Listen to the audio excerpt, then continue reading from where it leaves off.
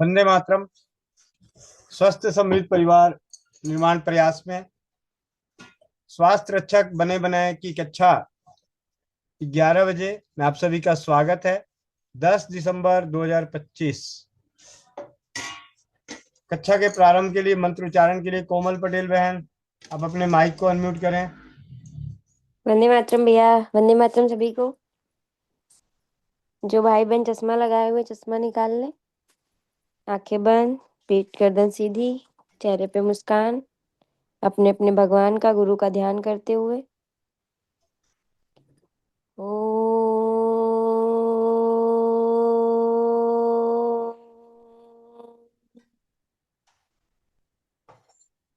ओ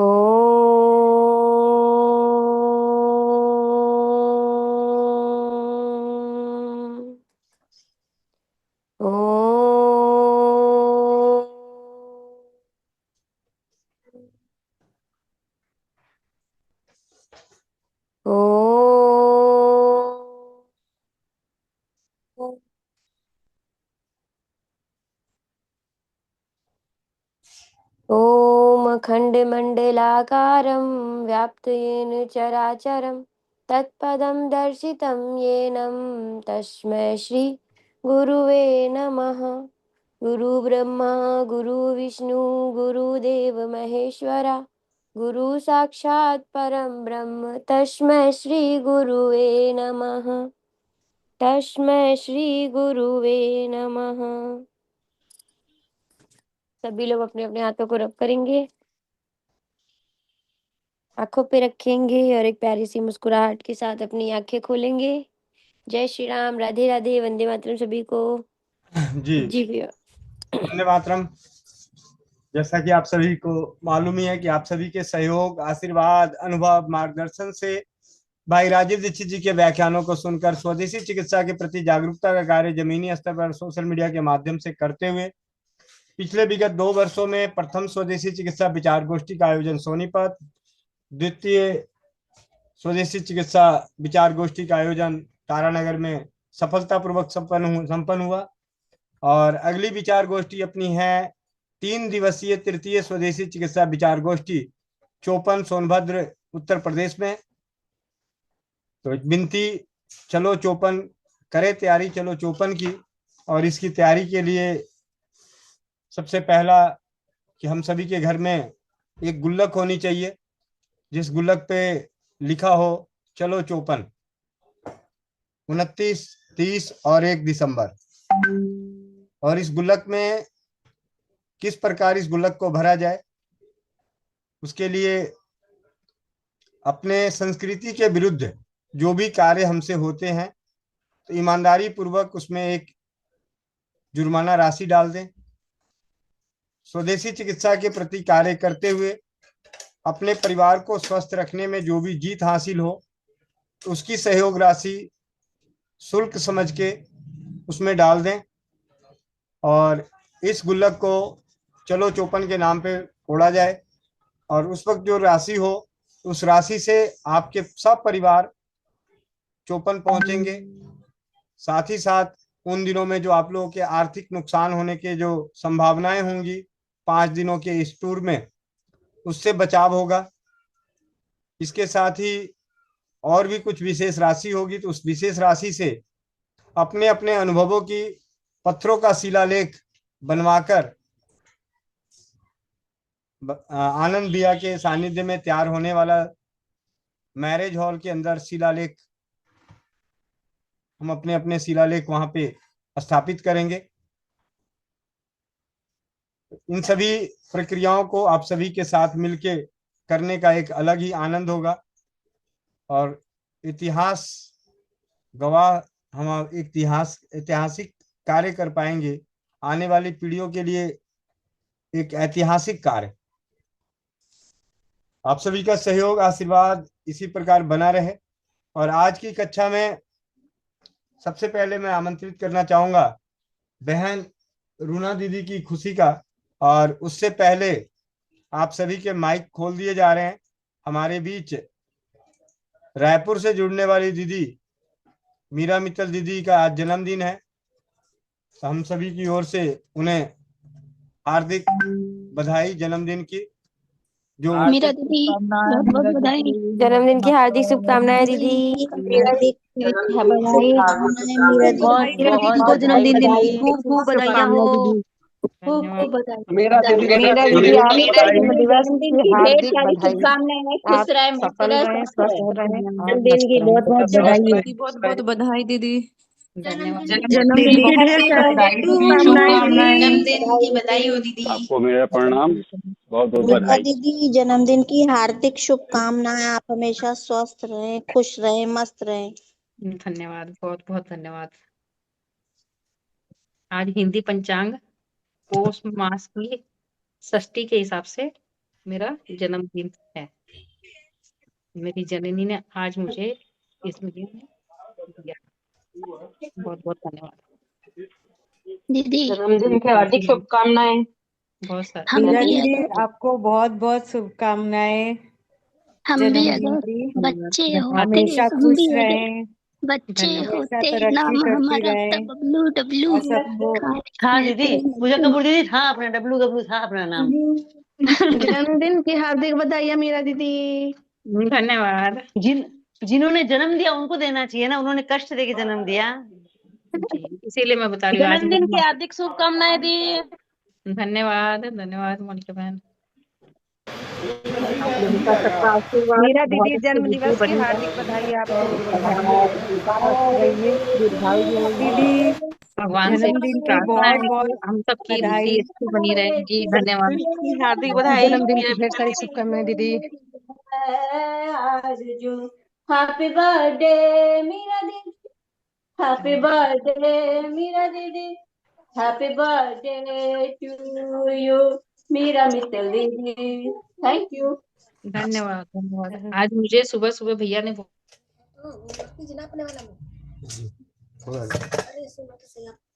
नहीं जानते साल साल के लेकिन अपना दीदी दिन धसमा हो बन गई क्या? 10 से बहुत सारी हजार। खुशियां आने वाली है गोपाल पे। हैप्पी बर्थडे दीदी, धन्यवाद। कैसे हैं? बिल्कुल बढ़िया। आप लोगों से मिलकर के हैप्पी और भी बर्थडे ज्यादा दीदी, खुश। तो 2 पार्टी घंटा दीजिएगा दोपहर में, ना? 2 घंटा शाम को तो एकदम खुशी खुशी बीतता है। पार्टी दे रहे हैं? जी पार्टी दे रहे हैं? पार्टी पार्टी यही है हमारी। पार्टी में तो शामिल हो रखे हैं, और क्या पार्टी है? यही हमारी पार्टी है। अपनी रोज पार्टी होती है यहाँ पर। आज आपका बर्थडे है तो आपको सज धज कर आना चाहिए था। आप हाँ तो मैं सजी सिंपल हुई ही हूँ। आ गए। नहीं नहीं मैं सजी हुई हूँ। यही हम लोग की सजावट है। बोर लो लो पेड़ कानो चाहिए तो बोलो अपनी चीज। अरुणा जी घर में शादी है क्या? सासू माँ बनने वाली है क्या? क्या खुशी है भाई? जन्मदिन हर दिन किसी न किसी का आता रहता है। सबका आशीर्वाद बरसता रहता है। हम लोगों को बहुत बहुत शुभकामनाएं मिलती रहती है। जी भैया। जी दीदी, स्वस्थ समृद्ध परिवार के सभी कर्णधारों की ओर से आप हमारी हमारे बीच में जो बड़ी दीदी हैं रायपुर से, इनको बहुत बहुत जन्मदिन की हार्दिक शुभकामनाएं। और अब अगले 2 मिनट के लिए आप सभी का समय और लूंगा। और जिस गुल्लक की बात हम कर रहे हैं, तो अपना भी गुल्लक तैयार हो गया है। स्वस्थ समृद्ध परिवार लीलम देवी चलो चौपन गुल्लक तैयार हो गया है। और इस गुल्लक की शुरुआत में आप सभी के सहयोग आशीर्वाद से पहली बार इसको खोल के डाल रहा हूँ। आगे से बाकी से ऊपर से डालूंगा, ठीक है। और ये 1100 रुपये मेरी छोटी सुपुत्री धानवी के लिए, सुपुत्र आयुष के तरफ से, बड़ी सुपुत्री आशी, मेरी धर्म पत्नी लीलम देवी और आप सबका भाई गोविंद शरण प्रसाद की तरफ से आज चलो चौपन की गुल्लक लॉक कर दिया जा रहा है। परमपिता परमेश्वर से मैं इच्छा करता हूं कि इस गुल्लक में इतनी राशि एकत्रित हो जाए कि इतिहास अपने आने वाली पीढ़ियों के लिए जो रसोई घर ब्रह्मांड की प्रथम औषधालय शिलालेख संग्रहालय का सपना खुली आंखों से देखता हूँ, तो अनेक अनगिनत पत्थर स्वस्थ समृद्ध परिवार की ओर से, गोविंद भाई के परिवार की ओर से, आप सभी के आशीर्वाद से परमपिता परमेश्वर की असीम कृपा बनी रहे, सद्बुद्धि बनी रहे हमारी। तो स्वस्थ समृद्ध परिवार के नीलम देवी का गुल्लक नीलम देवी को समर्पित करता हूं। मैं प्रयास करूंगा कि इसमें ज्यादा से ज्यादा राशि एकत्रित कर सकूं कि चले चौपन को ऐतिहासिक बनाए जी। और अब आगे कि आज की इस स्वास्थ्य रक्षक कक्षा में आप सभी के लिए बहुत ही खुशी का पल, बहुत ही अनमोल बातें, अनमोल जानकारी, जिसे शायद स्वस्थ समृद्ध परिवार की चौपाल पे सपने जैसा लगेगा, तो आप सभी के आशीर्वाद से हुआ है। तो इसके लिए हमारे बीच में रूना दीदी अपनी खुशी का इजहार करते हुए हम सभी को खुश करेंगी जानकारी देने के लिए। इस बोकारो से रूना दीदी, वंदे मातरम, स्वागत है आपके अपने ही स्वास्थ्य रक्षक की कक्षा में। वंदे मातरम सभी को। और मीरा दीदी के पूरे स्वास्थ्य समिति परिवार के तरफ से जन्मदिन की हार्दिक शुभकामनाएं। जो पहुंचे हैं उनके तरफ से भी, जो नहीं पहुंचे उनके पूरे परिवार के तरफ से बहुत बहुत शुभकामनाएं। और दुआ करेंगे कि आगे भी सभी का जन्मदिन हम लोग पूरे परिवार के साथ मनाएं। गोविंद भैया, हमको ये गुल्लक वाली बात नहीं समझ में आ रही है, थोड़ा सा एक्सप्लेन कीजिए एक बार और। दीदी आप सभी आप तो जानते हैं कि हमने अभी तक 2 शिविर कर चुके हैं। एक प्रथम, पहला सोनीपत में, दूसरा तारानगर में। तो यहाँ आने के लिए हर किसी का एक सच्चाई है कि आर्थिक खर्च उठानी पड़ती है। तो उस आर्थिक खर्च को उठाने का भार जो है, अभी से हम उसकी तैयारी कर लें। और तैयारी कैसे करें?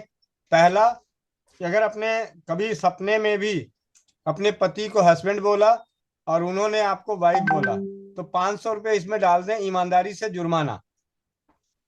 दूसरा, हम हर साल कहीं ना कहीं घूमने का प्रोग्राम बनाते हैं। तो ये आप लोगों के लिए क्या घूमने का भी होगा, छुट्टियां मनाने का भी सौभाग्य प्राप्त होगा कि 3 दिन वहां हमें रहना होगा, अनेकों परिवारों से मिलने का सौभाग्य प्राप्त होगा। तो उसका भी एक खर्च आप रोक सकते हैं अपने जीवन का, अगले साल का 2026 का, कि कहीं घूमने जाना है तो नहीं जाएंगे क्योंकि हमें चौपन जाना है, तो उसकी राशि इसमें डाल दें। फिर रसोई घर से, स्वदेशी चिकित्सा से, स्वस्थ समृद्ध परिवार के से जुड़कर अपने परिवारों को स्वस्थ करने में जो लाभ मिलेगा, उसके लिए जो अगर बाजार में जाकर चिकित्सा कराते तो जो खर्च आता, तो उसकी स्वेच्छा से वो राशि इसमें डाल दें। मान लिया किसी ने अपना बुखार ठीक किया घर में, तो बुखार के लिए 100-200 रुपये लगते, तो 50 ही डालने का 50 ही डाल दो। जुकाम लग गया तो जुकाम के लिए 10 रुपये डालने हैं तो 10 ही डाल दो। लेकिन पूरे परिवार में जब भी आपको स्वदेशी चिकित्सा से परिवार स्वस्थ होता है तो उसकी राशि इसमें डाल दें। तो उससे क्या है कि जब 29, 30, 28 तारीख को, या आपने बोला परिवार में कि हमें चौपन जाना है, तो पति का जो होता है, जो जिनका काम होता है, वो कहते हैं यार खर्चा हो जाएगा। सबसे पहला शब्द होता है खर्च होगा, कैसे किराया लगेगा, काम धंधे का डिस्टरबेंस होगी। तो उस वक्त आप उनको खोल के बोलो, ये रहा जी, पकड़ो और चुपचाप चलो। और बहुत ज्यादा राशि हो जाए तो उसी राशि से पत्थर पे लिखा हुआ आप अपने अनुभव, स्वदेशी चिकित्सा के अनुभवों का पत्थर वहां पे दे सकते हैं। तो वो पत्थर वहां पे उस भैया के जो मैरिज हॉल बन रहा है, तो उस मैरिज हॉल में और उनकी दीवालों पे, अंदर बाहर दीवालों पे पत्थर आपके चिपकाए जाएंगे। और तो ये जो गुल्लक है सब हम लोग अपने अपने घर में रखेंगे? हाँ, गुल्लक अपने अपने घर में रखेंगे। अच्छा। मान लिया आपने आज बोला कि मुझे दिल्ली जाना है, तो पतिदेव क्या कहेंगे, पैसे नहीं है भाई, कैसे जाएगी? हाँ, वो फिर माँ बहनें क्या करती थी, अरे मेरा गुल्लक है ना, उसमें से निकाल, उसको फोड़ दो। बच्चे, हम लोग बच्चे थे, बचपन में गुल्लक डालते थे, मिट्टी के गुल्लक, उसमें 1 रुपया 50 पैसे डालते रहते थे। और जब जरूरत पड़ती थी उसको फोड़ लेता था। तो उस तरीके से ये गुल्लक फोड़नी है, लेकिन फोड़नी आखिरी में है, पहले फोड़ के नहीं काम। हाँ, आपातकालीन आ जाए तो अलग बात है, उसके लिए तो मना नहीं है।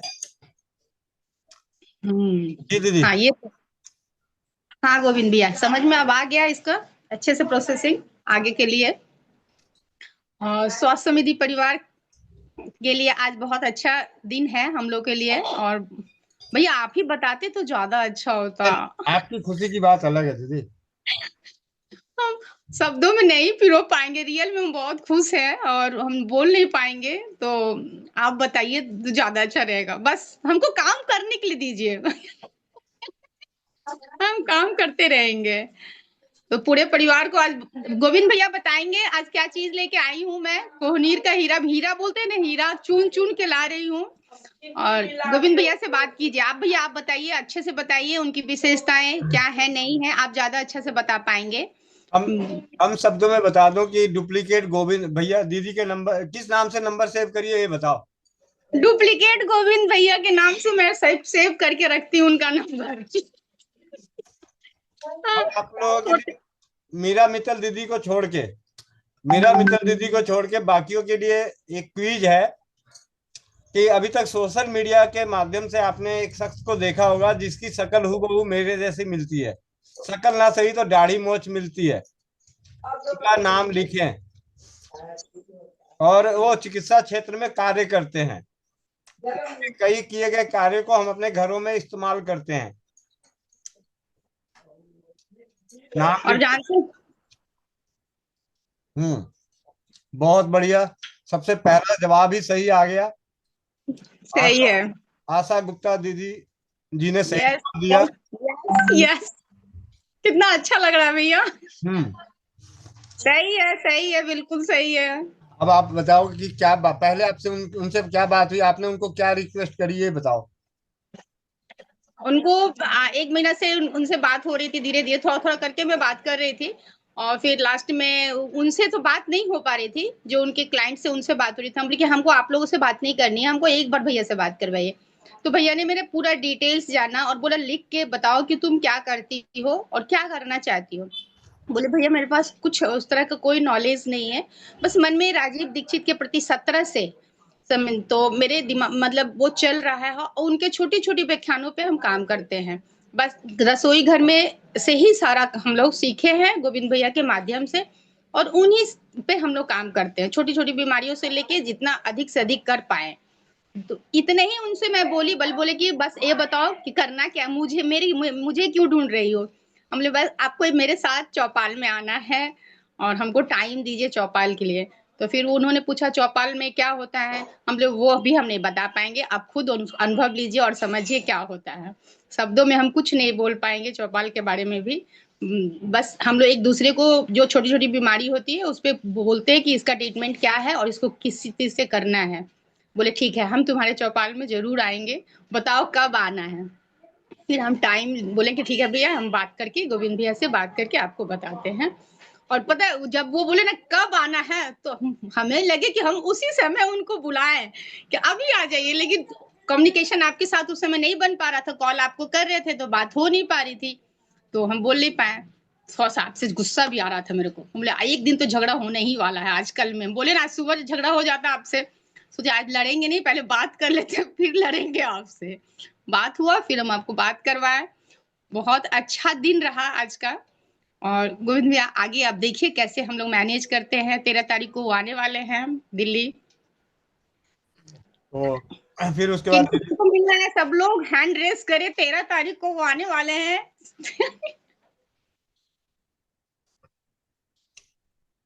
और इतना सिंपल सोवर वे में वो बात किए ना कि हम उम्मीद ही नहीं किए थे कि इतना सिंपल सोवर वे में वो मेरे से बात करेंगे। नाम में भैया कुछ तो असर है। दीदी का फोन आया और बात हुई कि झगड़ा करना है, मैंने कहा कोई बात नहीं कर लो। फिर उन्होंने कहा भैया बैज राजेश कपूर जी से बात हो रही थी मेरी 1 महीने से, तो चौपाल के लिए पूछा तो कब बुलाया, मैं कहा आज बोल, आज के लिए बोल दो। इसके बाद दीदी का फोन कटता है और उसके बाद दोबारा मतलब 2 मिनट के अंदर ही दोबारा कॉल आता है। मैंने कहा शायद अब कुछ और रह गया होगा पूछने के लिए मुझे, तो कहते हैं भैया होल्ड कीजिए, कॉन्फ्रेंस पे ले रहे हो। तो मैं समझ गया कॉन्फ्रेंस का मतलब उनसे डायरेक्ट बात हो रही है। फिर वैद्य जी से बात हुई, काफी अच्छा लगा। बातों बातों में फिर मैंने उनको रिक्वेस्ट करी कि जब आप नोएडा आए हुए हैं और दिल्ली आप 13 और 14 को है, तो आप मेरे घर पे आइए, मेरे यहाँ रहने का रहिए, हमें सेवा का मौका दें। तो उन्होंने निमंत्रण स्वीकार किए। तो 13 और 14 को स्वस्थ समृद्ध परिवार के केंद्र पर भी होंगे, और आपके इस बड़े भाई के, गोविंद भाई के, छोटा बड़ा भाई गोविंद भाई के घर पे हमें उन्हें सेवा का और उनके सानिध्य में बहुत कुछ विचारों के माध्यम से, देखिए ज्ञान एक ऐसा है कि ज्ञान का आदान प्रदान के लिए समय कम पड़ जाता है, लेकिन विचारों का आदान प्रदान जरूर होगा। तो साथ ही साथ चौपाल भी होगी। तो 13 की चौपाल और 14 की चौपाल, और समय अगर ने चाहा तो बीच में और पहले भी हो सकता है। तो हमारे स्वस्थ समृद्ध परिवार के चौपाल पे भारतवर्ष के आयुर्वेद के अभी एक अच्छे कोहिनूर वैद्य राजेश कपूर जी, जिनके प्रशिक्षण लेने के लिए न जाने कहां कहां से पूरे भारतवर्ष से लोग पहुंचते हैं उनके सानिध्य में प्रशिक्षण लेने के लिए। परमपिता परमेश्वर की आप सभी के आशीर्वाद से, और जो मैंने कल परसों बात करी थी चौपाल पे कि कर्म ऐसे करो कि दुआएं आपको ना करनी पड़े, दुआएं आपके लिए ब्रह्मांड करे। तो उन्हीं कर्मों का और उन्हीं विचारों का प्रभाव है कि झोली में वो खुद आके गिर रहे हैं। मतलब हमारे लिए, हम सभी के लिए, हर परिवार एक दूसरे के लिए कुछ न कुछ कर रहा है। तो सबसे पहले रूना दीदी को स्वस्थ समृद्ध परिवार के उपस्थित अभी 91 परिवारों की ओर से दिल से हार्दिक बधाई। और ये वही बहन है जिनके एक फोन आने मात्र से स्वस्थ समृद्ध परिवार ने एक इतिहास रचा, महेंद्र चाचा जी की बेटी के शुभ विवाह की। तो ये भी, उसका भी श्रेय रूना दीदी को ही जाता है, क्योंकि अगर गोविंद भैया साथ हैं। आप एक ही बात बोलते हैं ना, चिंता मत करो, हम है ना। गोविंद भैया साथ हैं। और गोविंद भैया के साथ जो है ना हमको लगता है कि इस चौपाल में पुंदाग में सिर्फ एक हम ही है ना, पुंदाग से यहाँ पे। जी दीदी, जी हाँ, तो गोविंद भैया मेरे कान में कुछ कुछ ऐसा वर्ड मतलब सुना दिए हुए है ना कि वो चीज मुझे चुप जाता है, और ब्रह्मांड से मैं मांगती हूँ। आप सबों से रिक्वेस्ट है कि आप लोगों को जो चाहिए ब्रह्मांड से मांगिए, वो ब्रह्मांड देते ही देते हैं। गोविंद भैया ने कहा था कि रूना मुझे 100 सिर्फ बहन मिल जाए, और आज देखिए चौपाल के रात में आप देखिएगा कभी भी मतलब 150 से ऊपर ही हम लोग रहते हैं, कम नहीं रहते भैया। हमेशा देखते हैं कि 80-85 ऐसे हम लोग जा रहे हैं, कभी 200 कभी 250 चले जाते हैं, मतलब 100 तो फिक्स हो ही गया है क्या भैया? जी दीदी। हाँ, तो आग लगा देंगे। एक वर्ड मेरा आज भी मेरे दिमाग में गूंजता है, और खुद से हम उसको बार बार रिपीट करते हैं भैया। तो मेरा सोच ये है कि जब गोविंद भैया 100 कर सकते हैं, तो अगर हम लोग 100 करेंगे तो कहाँ जाएंगे? बस इसी कैलकुलेशन पे चल रही हूँ। राजीव दीक्षित भाई के जो है, आज राजीव दीक्षित भैया के वजह से ही वैद्य कपूर जी जो है वो एक्सेप्ट किया। और जानते हैं भैया, उन्होंने एक बात और कही जो थोड़ा देर के लिए मुझे लगा कि शायद ये हम लोग के यहाँ आना इनका बहुत जरूरी है। उन्होंने कहा ऐसा तो आज तक किसी टीम को हमने नहीं देखा कि राजीव दीक्षित के ये पे काम कर रहे हैं और प्योरिटी से काम कर रहे हो। ये चीज भी हमको लगा हम लोग अब तो आपको आना ही पड़ेगा। हम उससे मैं जिदिया गया तब अब तो आपको आना ही पड़ेगा, आपको देखना ही पड़ेगा कि हम क्या कर रहे हैं। तो ये चीज उनमें लगा, यानी कि वो भी इस चीज को ढूंढ रहे हैं। उन्होंने क्लियर बोला कि अभी तक तो कोई टीम हमको ऐसा नहीं दिखा जो राजीव दीक्षित के वर्क पे काम कर रहे हैं। हमने आइए एक बार आके तो देखिए भैया मेरे चौपाल में तो वो बोले कि हम आएंगे। और आज आपकी जब बात हुई तो कितना सरल भाषा में बात की, वो तो आप देख ही रहे हैं। जी दीदी। तो अब वैद्य राजेश कपूर जी के बारे में विचार जानना चाहूंगा। मीरा मित्तल दीदी रायपुर। तो मेरे पेट में बात नहीं पचती, तो मैंने 11 बजे का इंतजार नहीं हुआ, तो मैंने अपना पेट थोड़ा हल्का कर लिया था, डकार मार दिया था। जी दीदी। जी, आपने तो मेरे को सुबह सुबह बहुत अच्छा तोहफा दिया है। मतलब मैं बहुत दिन से चाह रही थी कि गुरुजी को बुलाऊं इस चौपाल पे जो मेरे को फायदा हुआ है वो पूरी चौपाल को फायदा हो। नहीं, बस मुझे ना लगा कि महेंद्र भाई साहब जो इलाज बताते हैं, आप जो इलाज बताते हैं, वही काम वैद्य जी भी करेंगे, गुरु जी भी वही करेंगे। तो अपने आप को समझा लेती थी कि चलो ठीक है, कोई खास बात नहीं है। और मतलब एक तरह से कॉन्फिडेंस भी नहीं था कि पता नहीं वो आना चाहेंगे कि नहीं आना चाहेंगे। सुबह सुबह जब आज आपने बताया, तो दरअसल मेरा जन्मदिन तो वैसे 8 दिसंबर को था इंग्लिश हिसाब से, लेकिन मैं मतलब मेरी माँ हमेशा मेरे को यही बोली कि पो लगते की छठ न तू हुई है, जैसे मारवाड़ी में बोलते हैं पो लगते की छठ। तो अभी पोष महीना चल रहा है, तो फिर मैं जोश जोश में आपको बताई कि भैया आज आपने मेरे जन्मदिन पे बहुत अच्छी खुशखबरी दी है। मेरे जीवन को एक नई दिशा दी है गुरुजी ने। गुरुजी मैं इसलिए बोलती हूँ कि मैंने उनसे प्रशिक्षण लिया है, और मन से जा करके पढ़ना। एक तो होता है कि घर वालों ने बिठा दिया कि जाओ तुम इस स्कूल में पढ़ लो, एक ये होता है कि मेरी इच्छा हुई कि मैं जाऊं वहां जा करके प्रशिक्षण लूं।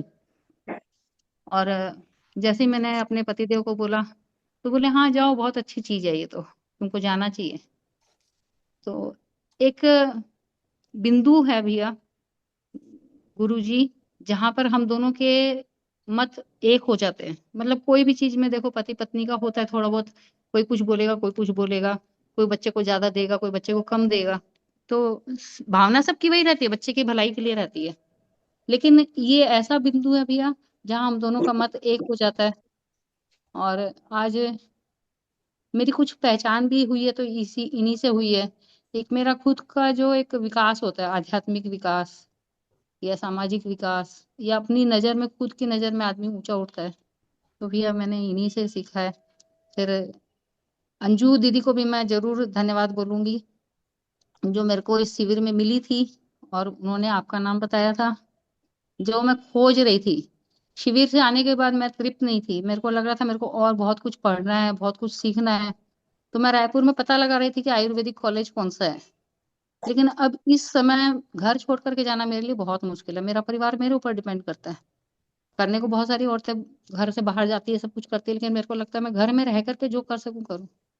तो उस समय फिर आपकी जो सीखो सिखाओ की क्लास शुरू हुई, तो भैया मैं तो बिल्कुल उससे संतुष्ट हो गई। मतलब एक होता है ना, तृप्ति हो गई। तो बस मेरा यही है मकसद कि सुबह मैं सीखूंगी, शाम को प्रैक्टिकल सीखूंगी, जो दे सकूंगी वो दे दूंगी। मेरा जीवन की एक तरह से पूर्ति इसी में लग रही है मेरे को। बहुत बहुत धन्यवाद भैया, जी धन्यवाद भैया। जी दीदी, वंदे मातरम। तो आप सभी के आशीर्वाद से स्वस्थ समृद्ध परिवार की झोली में, स्वस्थ समृद्ध परिवार के चौपाल पे हम सभी को सीखने और जानने को मिलेगा, मिलने को मिलेगा वैद्य राजेश कपूर जी का ज्ञान, अनुभव, विचार। तो बहुत ही जल्द हम सभी उनसे रूबरू होने वाले हैं। आप सभी के दुआओं से, जो बात मैं कर रहा था ना कि कर्म ऐसे करो कि लोग आपके लिए दुआ करें, आपको दुआ करने की जरूरत ना पड़े। कर्म ऐसे करो कि पूजा करने का समय आपका बच जाए, पूजा आपके लिए कोई और करे। मुझे आज भी याद है, हापुड़ से खुशबू गोयल बहन, मैं आप लोगों को एक कड़वी सच्चाई बताता हूँ।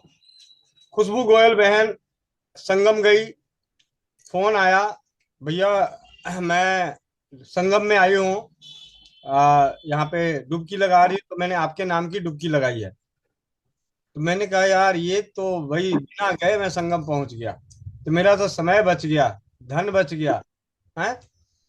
फिर वो पूरी गई दर्शन करने, तब भी वहां से फोन करी वीडियो कॉलिंग के जरिए कि भैया मैं पूरी आई हुई हूँ, आपके नाम की भी माथा टेकी है। जम्मू गई माता वैष्णो देवी के, तो कहती भैया मैं वैष्णो देवी के होके आई हूँ और आपके नाम का नारियल चढ़ा के आई, प्रसाद चढ़ा के आई।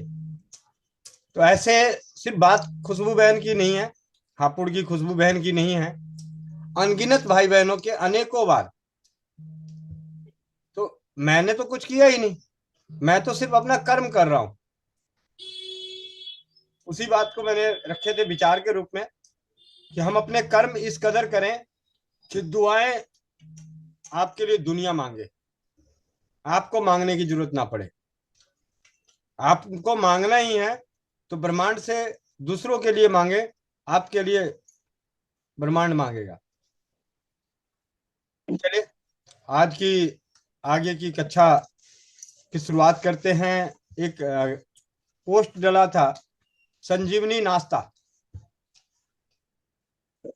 इस संजीवनी नाश्ते की कहानी मैं आपको बताऊं, हमारे बीच में एक यहाँ नहीं है, लेकिन हमारे साथ जुड़े हुए भाई हैं आनंद भैया, जो अभी इंडियन तिब्बत पुलिस में कमांडेंट हैं। हम लोग साथ में रह के पटना में श्री लक्ष्मी नारायण लॉज है उत्तरी मंदिरी में, उस लॉज में हम लोग रह के अलग अलग कमरों में रह के पढ़ते थे। आनंद भी अभी पढ़ते थे, उम्र में हमसे थोड़े बड़े थे, बाकी हम सब छोटे थे। उन्होंने अपनी तैयारी करते हुए इंडियन तिब्बत पुलिस में अच्छे पोस्ट पे पहुंचे और अभी प्रमोशन पाकर कमांडेंट बने हैं। और उनके सानिध्य में 1997 में जब मैं फेसबुक पे पोस्ट डालना शुरू किया और व्हाट्सएप पे स्टेटस लगाना शुरू किया और व्हाट्सएप के ग्रुप में उनको जोड़ा और व्हाट्सएप में सवाल डाल, ये सब ज्ञान की बातें डालनी शुरू करी पढ़ कर, तो मेरे पास फोन आया कि उस वक्त वो लोग पटना ही रहते थे, यहाँ पे 2000, तो उनका फोन आया कि भैया मेरे ना एक दोस्त है पटना में, आपको याद होगा जब हम लोग साथ में रहते थे, तो उनका पीलिया बिगड़ा हुआ है, पीलिया ठीक नहीं हो रहा है। मैंने कहा ठीक है भैया नंबर दीजिए मैं बात करता हूँ। मैंने बात करी, उनका होमोग्लोबिन जो था 5 पॉइंट था। अब मेरे उस वक्त में मेरे को ज्यादा ज्ञान नहीं, जैसे हम सभी जो नए बंदे आज जो आज नए जुड़ेंगे तो उनके लिए तो अनोखा लगेगा, किसी किसी को बहुत कुछ मालूम होगा, किसी को कुछ नहीं मालूम होगा। मैंने परमपिता परमेश्वर का राजीव भाई का नाम लेके जो चूना अनार के जूस में भैया ने चूने का प्रयोग बताया था कि पीलिया के लिए बहुत अच्छा है, और उन दिनों में पीलिया के ऊपर जानकारी भी पढ़ चुका था। मुझे समझ में आया कि क्यों ना मैं इनको नाश्ता बता दूं अंकुरित अनाज का। तो मैंने उन्हें अंकुरित अनाज का नाश्ता बताया, जिसमें मूंग थी, गेहूं के ज्वारे का रस पीने के लिए बोलने की इच्छा हुई, तो मैंने कहा वो ऐसी सुविधा भी होगा नहीं, 11 दिन पेड़ पौधे उगेंगे फिर कूटेंगे पीसेंगे, तो मैंने कहा गेहूं को भी अंकुरित कर देते हैं, गुणधर्म मिल जाएगा। ये पुरानी बात बता रहा हूँ, उस वक्त इतना तैयार नहीं था कि गेहूं के दूध भी तैयार होते हैं, सारी चीजें। मूंग पीलिया के लिए बहुत अच्छा होता है, क्योंकि मूंग सुपाच्य होता है, लीवर जब खराब हो तो सुपाच्य भोजन करना चाहिए। तो अंकुरित मतलब मूंग। चना ताकत चाहिए, हम लोग बिहार से हैं तो आपको पता है घोड़ा हमेशा, घोड़े की जो हॉर्स पावर है वो चने के कारण ही है। जौ और जौ जई चना, यही उसके मुख्य भोजन है। तो चने को भी अंकुरित कराया, मेथी को भी अंकुरित कराया, क्योंकि राजीव भाई के जवान से जब मेथी के बारे में पढ़ा सुना था, मेथी की तारीफ, तो मेथी के बारे में और रिसर्च पढ़ते पढ़ते मेथी को भी लगा कि हाँ, तो मेथी दाना, मूंग, गेहूं और चना, इन चारों को मिलाकर उन्हें अंकुरित अनाज करके दिए। 7 दिन में उनका ब्लड जो था वो 13 पॉइंट पहुंच गया था, और साथ ही साथ पीलिया उनका नष्ट हो गया था, जबकि पिछले 3-4 महीनों से वो इस हालात में थे। तो बात पीलिया के इलाज की नहीं है, उस वक्त उनकी स्थिति ताकत चाहिए थी, तो ताकत के अनुसार मैंने बताया था, पीलिया का इलाज समझ के नहीं बताया था। पीलिया के इलाज के लिए तो मैंने उन्हें चूना ही बोला था कि दही में चूना मिला के लीजिए, मूली का रस ज्यादा से ज्यादा पीजिएगा। जो चीजें जो साधारण तरीके से मालूम थी, आज तो बहुत सारी औषधियों की जानकारी है। तो इस तरीके से इस संजीवनी नाश्ते का जिक्र हुआ। जब वो ठीक हुए तो उन्होंने क्या किया कि उसी लॉज में, बाकी सबको तो नौकरी लग गई थी, लेकिन वो अपनी लॉज में वहां पे और लोगों को बताए, अपने रिश्तेदारों को बताए, जानकारों को बताए, और जब नई जीत मिलती है तो हमने भी उसे बढ़ चढ़ के आगे बढ़ाना शुरू किया, बताना शुरू किया। तो उन दिनों में काफी लोगों ने उसे प्रयोग किया, ज्यादा तो नहीं। आज जैसे अगर एक बात बोल लीजिए जाए, 100 परिवार हैं, तो अगर आज एक कुछ बता दूं तो 10 तो अभी के अभी कर लेंगे, लेकिन उस वक्त ऐसा नहीं था। लेकिन फिर भी महीने 1.5 महीने के अंदर बहुत अच्छे परिणाम आए, चाहे 10-12 आए। उसके ऊपर अभी आप सभी स्वाध्याय करेंगे। पढ़ने के लिए हमारे बीच में आने वाली हैं सिल्लीगुड़ी से नीतू महेश्वरी दीदी। नीतू महेश्वरी दीदी को अनम्यूट किया जाए। नीतू महेश्वरी दीदी, माइक अनम्यूट कर लें। हाँ भैया 2 मिनट भैया आ रही। चलिए, जब तक 2 मिनट दीदी ले रही हैं, इसके साथ साथ ही एक और जूस की बात करेंगे, हम स्वाध्याय करेंगे। उसका भी बेहतरीन अनुभव अपने पास 2017 में ही मुझे मिला था, जब कल चौपाल में हम स्क्रीन शेयर कर रहे थे, तो उसमें एक आया था क्रेटिनाइन कम करने का।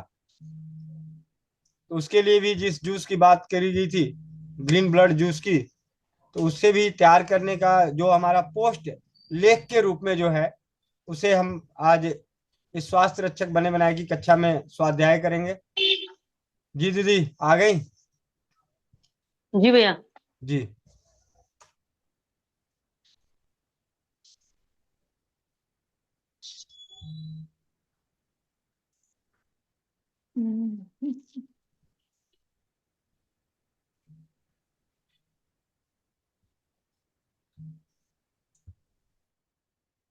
नारी सुरक्षा। हाँ भैया। संजीवनी नाश्ते के नियमित सेवन कर आरोग्य बनने।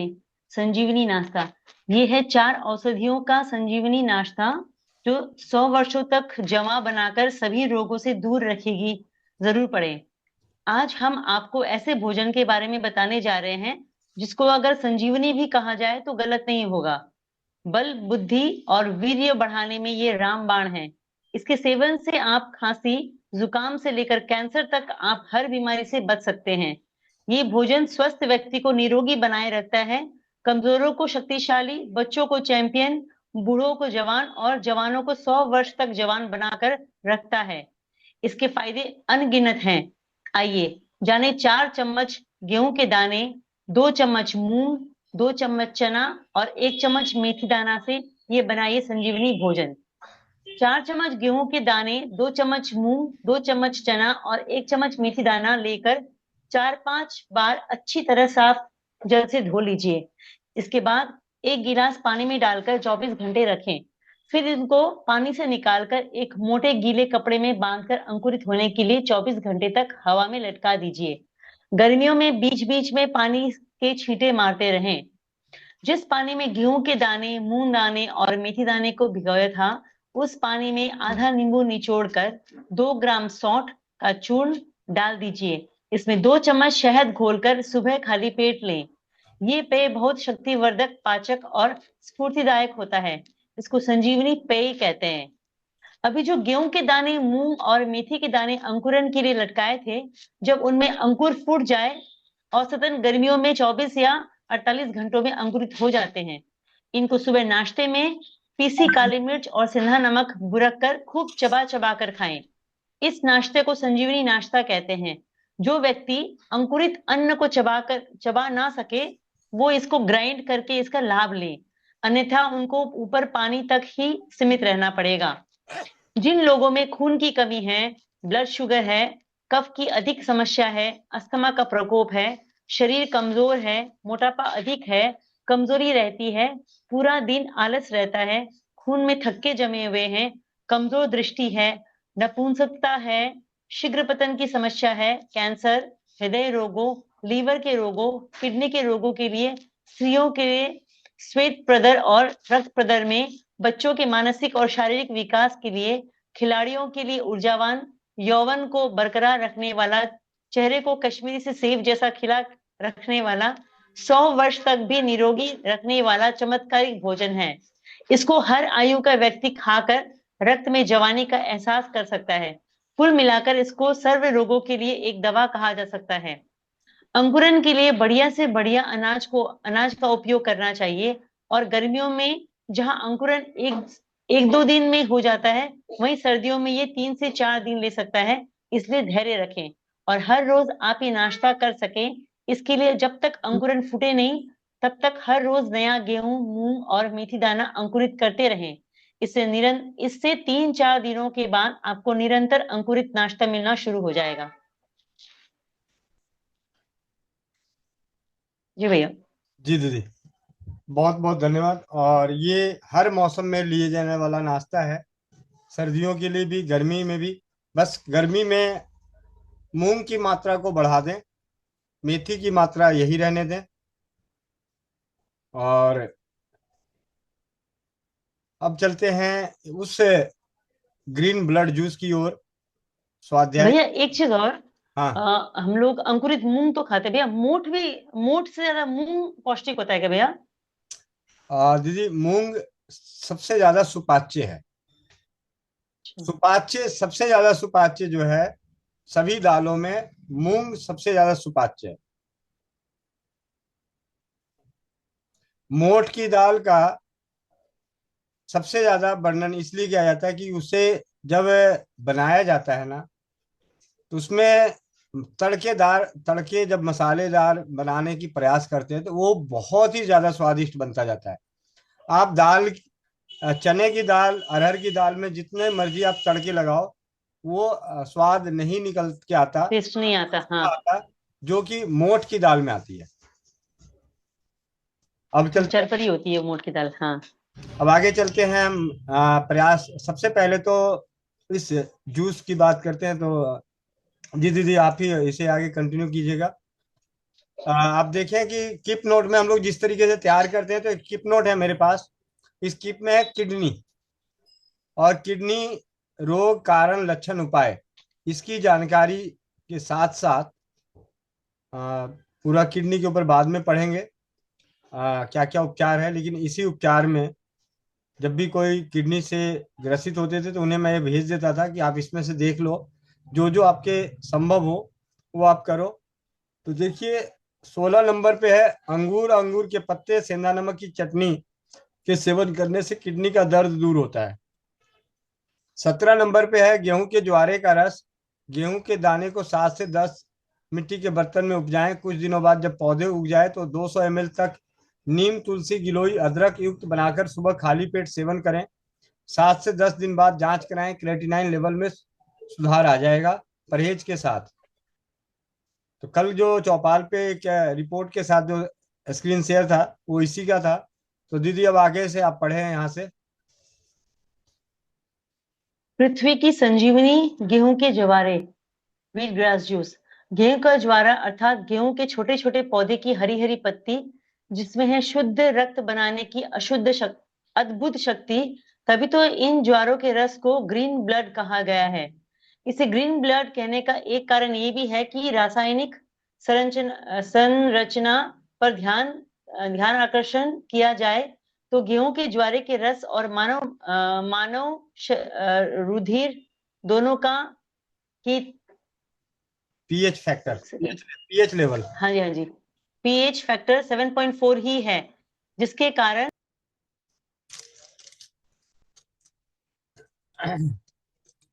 दीदी आपका माइक बंद हो गया। जी भैया, नोटिफिकेशन आते बंद हो जाता है।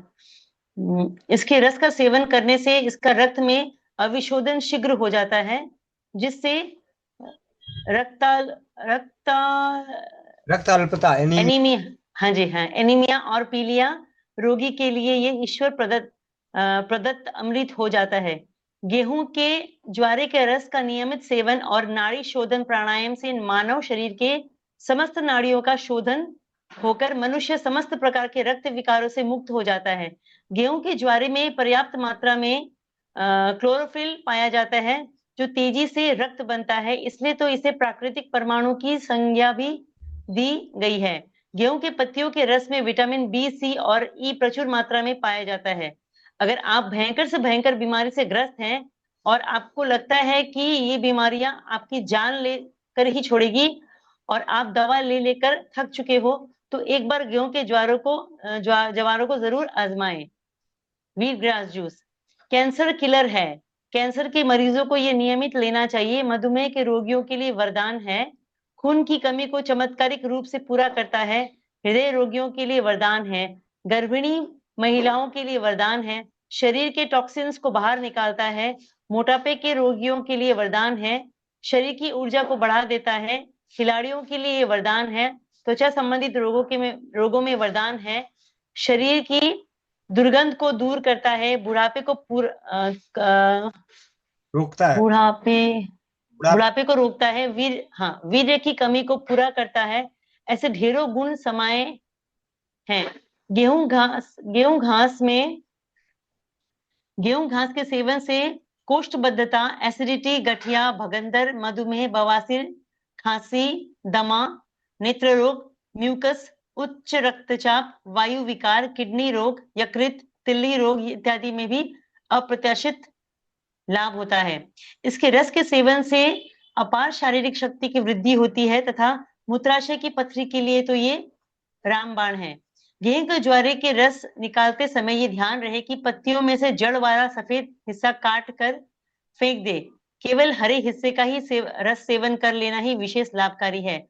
रस निकालने के पहले ज्वारे को धो भी लेना चाहिए। ये ध्यान रहे कि जिस द्वारे से रस निकाला जाए उसकी ऊंचाई अधिकतम 5 से 6 इंच ही हो। आप 15 छोटे छोटे गमले लेकर प्रतिदिन एक एक गमलों में भरी गई मिट्टी में 50 ग्राम गेहूं छिटक दे। जिस दिन आप 15 गमले में गेहूं डालें उस दिन पहले दिन वाला गेहूं का ज्वारा रस निकालने लायक हो जाएगा। ये ध्यान रहे कि ज्वारे की जड़ वाला हिस्सा काटकर फेंक देंगे। पहले दिन वाले गमले से जो गेहूं खड़ा उसी दिन उसमें दूसरा पुनः गेहूं बो देंगे। ये क्रिया हर गमले के साथ होगी ताकि आपको नियमित ज्वारा मिलता रहे। आपको गेहूं का बीज लगाना है तो बीज ले लीजिए 100 ग्राम बीज के अनुसार मैं ये सूत्र बता रहा हूं जी। 100 ग्राम किसी भी देसी गौमाता या देसी बैल का गोबर ले लीजिए और उसी देसी गौमाता या देसी बैल का 100 मिलीलीटर मूत्र ले लीजिए। गोबर और मूत्र को आपस में मिला दीजिए। फिर इसमें 10 ग्राम कलई चूना मिलाना है। कलई चूने का पत्थर बाजार में मिल जाता है आसानी से। उस चूने के पत्थर को एक दिन पहले पानी में डाल दीजिए। 30 से 50 मिलीलीटर पानी में रात भर में पानी को गर्म हो जाएगा। हाँ, गर्म हो जाएगा। फिर वो चूना शांत होके नीचे बैठ जाएगा। फिर इसको घोल लीजिए। फिर इस 30 से 50 मिलीलीटर चूने वाले पानी को गोबर और गोमूत्र वाले पात्र या बर्तन में डाल दीजिए। तो गोबर, गोमूत्र और 10 ग्राम चूने में जितना घोल तैयार होगा उसमें अच्छे से बीज को डाल दीजिए। कोई भी बीज 10 ग्राम इससे आराम से भीग जाता है। बीज को इसमें 2 से 3 घंटे डालकर रखिए। रात में डाल दीजिए, सुबह इसे निकाल लीजिए। निकालकर इस बीज को छांव में सुखा दीजिए और छांव में सुखाने के बाद आप इसको गमले की मिट्टी में लगा दीजिए। तो जो ये बीज लगेगा मिट्टी में ये संस्कारित हो जाएगा। इस प्रकार संस्कारित बीज से प्राप्त रस सर्वोत्तम औषधीय होगा। एक लाइन और है तो हाँ जी, एक लाइन और है दीदी नीचे। बड़ी बड़ी कंपनियां से स्टार्ट हुए प्रकाश संसद, मैंने पढ़ लिया वो वाला। बड़ी बड़ी कंपनियां इसको बहुत महंगे दामों पर बेचती है। आप इसको घर में ही उगाएं और अपने पैसे बचाएं। अगर बाजार से लेना हो तो ब्रांडेड का ना लें। 18 हरा धनिया, सूखी काली अंगूर, सेब। रहने दीजिए, वो किडनी का इलाज। हाँ जी, हाँ जी। तो आज की स्वाध्याय की कक्षा में हमने संजीवनी नाश्ता और wheat grass green blood juice के बारे में जाना। इससे संबंधित किसी के मन में कोई प्रश्न हो तो आप अपने प्रश्न रख सकते हैं, और नहीं तो आगे चलते हैं प्रक्रिया को अंजाम देने के लिए। भैया इसमें व्हीट ग्रास के अंदर अपने लोग और भी कुछ मिक्स करके जूस तो पी सकते हैं ना भैया? जी दीदी, जैसे कि ऊपर सबसे ऊपर ही लिखा हुआ था कि तुलसी, गिलोई, एलोवेरा। हाँ जी, जब आपने देखा सबसे ऊपर आपने यही पढ़ा था। हाँ जी, हाँ जी। किडनी फेलियर के लिए। क्योंकि भैया मैं सुबह जैसे घूमने जाती हूँ ना भैया, वहां पर वो ग्रीन जूस तैयार करता है वो बंदा। तो एलोवेरा, हल्दी, ये सारा सामान, आंवला वाला सब कुछ रखता है। तो ग्रीन उसमें व्हीट ग्रास के अंदर ही डाल के देता है। जी जी। ऐसे अपने आप में अकेला ही सब पे भारी है। और जितने भी गांव से हैं, और ये मौसम तो बहुत अच्छा है क्योंकि धान की खेती के बाद अब गेहूं की खेती ही लगेगी। और खेतों में भी हमने तो बचपन में घूमते हुए न जाने कितनी बार उसके पौधों को उखाड़ के चबा के खा गए। जी अब चलते हैं कलकत्ता से नम्रता चौधरी। हाँ भैया जी, जैसे व्हीट ग्रास को हम लोग है ना बालू में उगाते हैं, उसको मिट्टी में भी उगा सकते हैं। मिट्टी में ही ज्यादा अच्छा होता है दीदी, क्योंकि मिट्टी में जितने पोषक तत्व हमारे शरीर के लिए जितने पोषक तत्व होते हैं वो मिट्टी में होते हैं। ओके। बालू। जैसे दुर्गा जी के लिए हम लोग बोते हैं ना, वो हम लोग बालू में उगाते हैं। कभी मैंने मिट्टी में नहीं उगाया उसको, तो मिट्टी में वो आराम से उग जाएगा। हाँ जी, बालू में तो खेती ही नहीं होती दीदी। नहीं, वो ज्वारा उगाते हैं ना दुर्गा जी के ये नवमी सब आती है तब उसमें बालू में करते हैं हम लोग बालू नहीं होगा, ज्वारा को। बालू जैसी मिट्टी भी होगी साथ में, बिना मिट्टी के तो। हाँ हाँ, मिट्टी भी रखते हैं, बालू और मिट्टी दोनों को मिलाकर फिर ज्वारा बोते हैं। तो खाली मिट्टी में भी कर सकते हैं, और फिर उसको काट कर जूस बनाकर फिर दोबारा आ जाएगा क्या वो ज्वारा? नहीं, आप अलग अलग गमले ले लें, हम्म। क्योंकि जब दोबारा जो पत्ते आएंगे तो वो पत्ते तो जो नए नए थोड़ी कहलाएंगे, वो तो उसी का बढ़ा हुआ हिस्सा कहलाएगा। तना तना तो तैयार हो गया। हाँ। हम्म। जी। मीरा मित्तल दीदी। जी भैया, वंदे मातरम। धन्यवाद। भैया कलकत्ता में ना दरअसल ये बालू में ही उगाते हैं हम लोग, मिट्टी नहीं डालते। एक एक सिकोरा लेते हैं और बालू में डाल देते हैं, और उसकी ग्रोथ ना मिट्टी से भी ज्यादा तेज होती है भैया। जी ये ऐसे ही होता है। और दूसरी बात भैया, मैंने हैंड इसलिए हैंड रेस किया था, मैंने पढ़ा था एक बार कि जो कन्या भोजन होता है ना भैया, पहले जमाने में 9 दिन के लिए लोग ज्वारा उगाते थे, और कन्या को उसकी प्रजनन शक्ति बढ़ाने के लिए ज्वारे का जूस दिया करते थे। उसको बाद में समय के साथ लोगों ने मॉडिफाई कर दिया कि पूड़ी सब्जी खिलाने लग गए, हलवा पूड़ी खिलाने लग गए, ये चीज कर दिया भैया। तो इसकी शक्ति मतलब बहुत सालों पहले, जो हर तीज त्योहार पे हम देखते हैं कि ज्वारा उगाया जाता है ना भैया, तो जी ये बलवर्धक है। तो ये एक परंपरा थी, अब वो पूजा बन के रह गई भैया। मतलब कन्याओं के लिए ये कितना अच्छा एक रक्त, मैंने हरा रक्त बोल रहे हैं ना जैसे, जी जी। तो भैया ये वाला चीज था। जी भैया, धन्यवाद। खुशबू पांडे दीदी, मेरठ। जी वंदे मातरम भैया, वंदे मातरम सभी को। व्हीट ग्रास का मेरे पास भी बहुत बढ़िया अनुभव है भैया। व्हीट ग्रास की बात चल रही थी तो मुझे भी याद आई जब मैंने इसे 2021 में यूज़ किया था। उस टाइम पे 2020 से ही मुझे स्लिप डिस्क की प्रॉब्लम हो गई थी, और 2021 में जो हुआ था कि सेकेंड वेव आया है कोरोना का, उस टाइम पे मुझे टाइफाइड मलेरिया वायरल तीनों एक साथ ही हो गया था। तो उस टाइम पे भैया मुझे इतना विश्वास था कोरोना वरोना कुछ नहीं होता है, इसलिए मैं बच गई, कुछ हुआ नहीं मुझे। क्योंकि मैं वो सुमित भैया के और डॉक्टर विश्वरूप राय चौधरी के इनके वीडियो वगैरह, राजीव दीक्षित जी के देखती रहती थी, और घर में भी सबको बताती रहती थी, लेकिन बात तो मेरी कोई नहीं सुनता था। जिन्होंने घर में सबने 2-2 वैक्सीन ले लिए, और मैंने ना ही खुद के लगवाए ना ही बच्चों के लगवाए। उस टाइम पे मैं मिली थी भैया, आपके इधर के ही हैं डॉक्टर अवधेश पांडे जी से।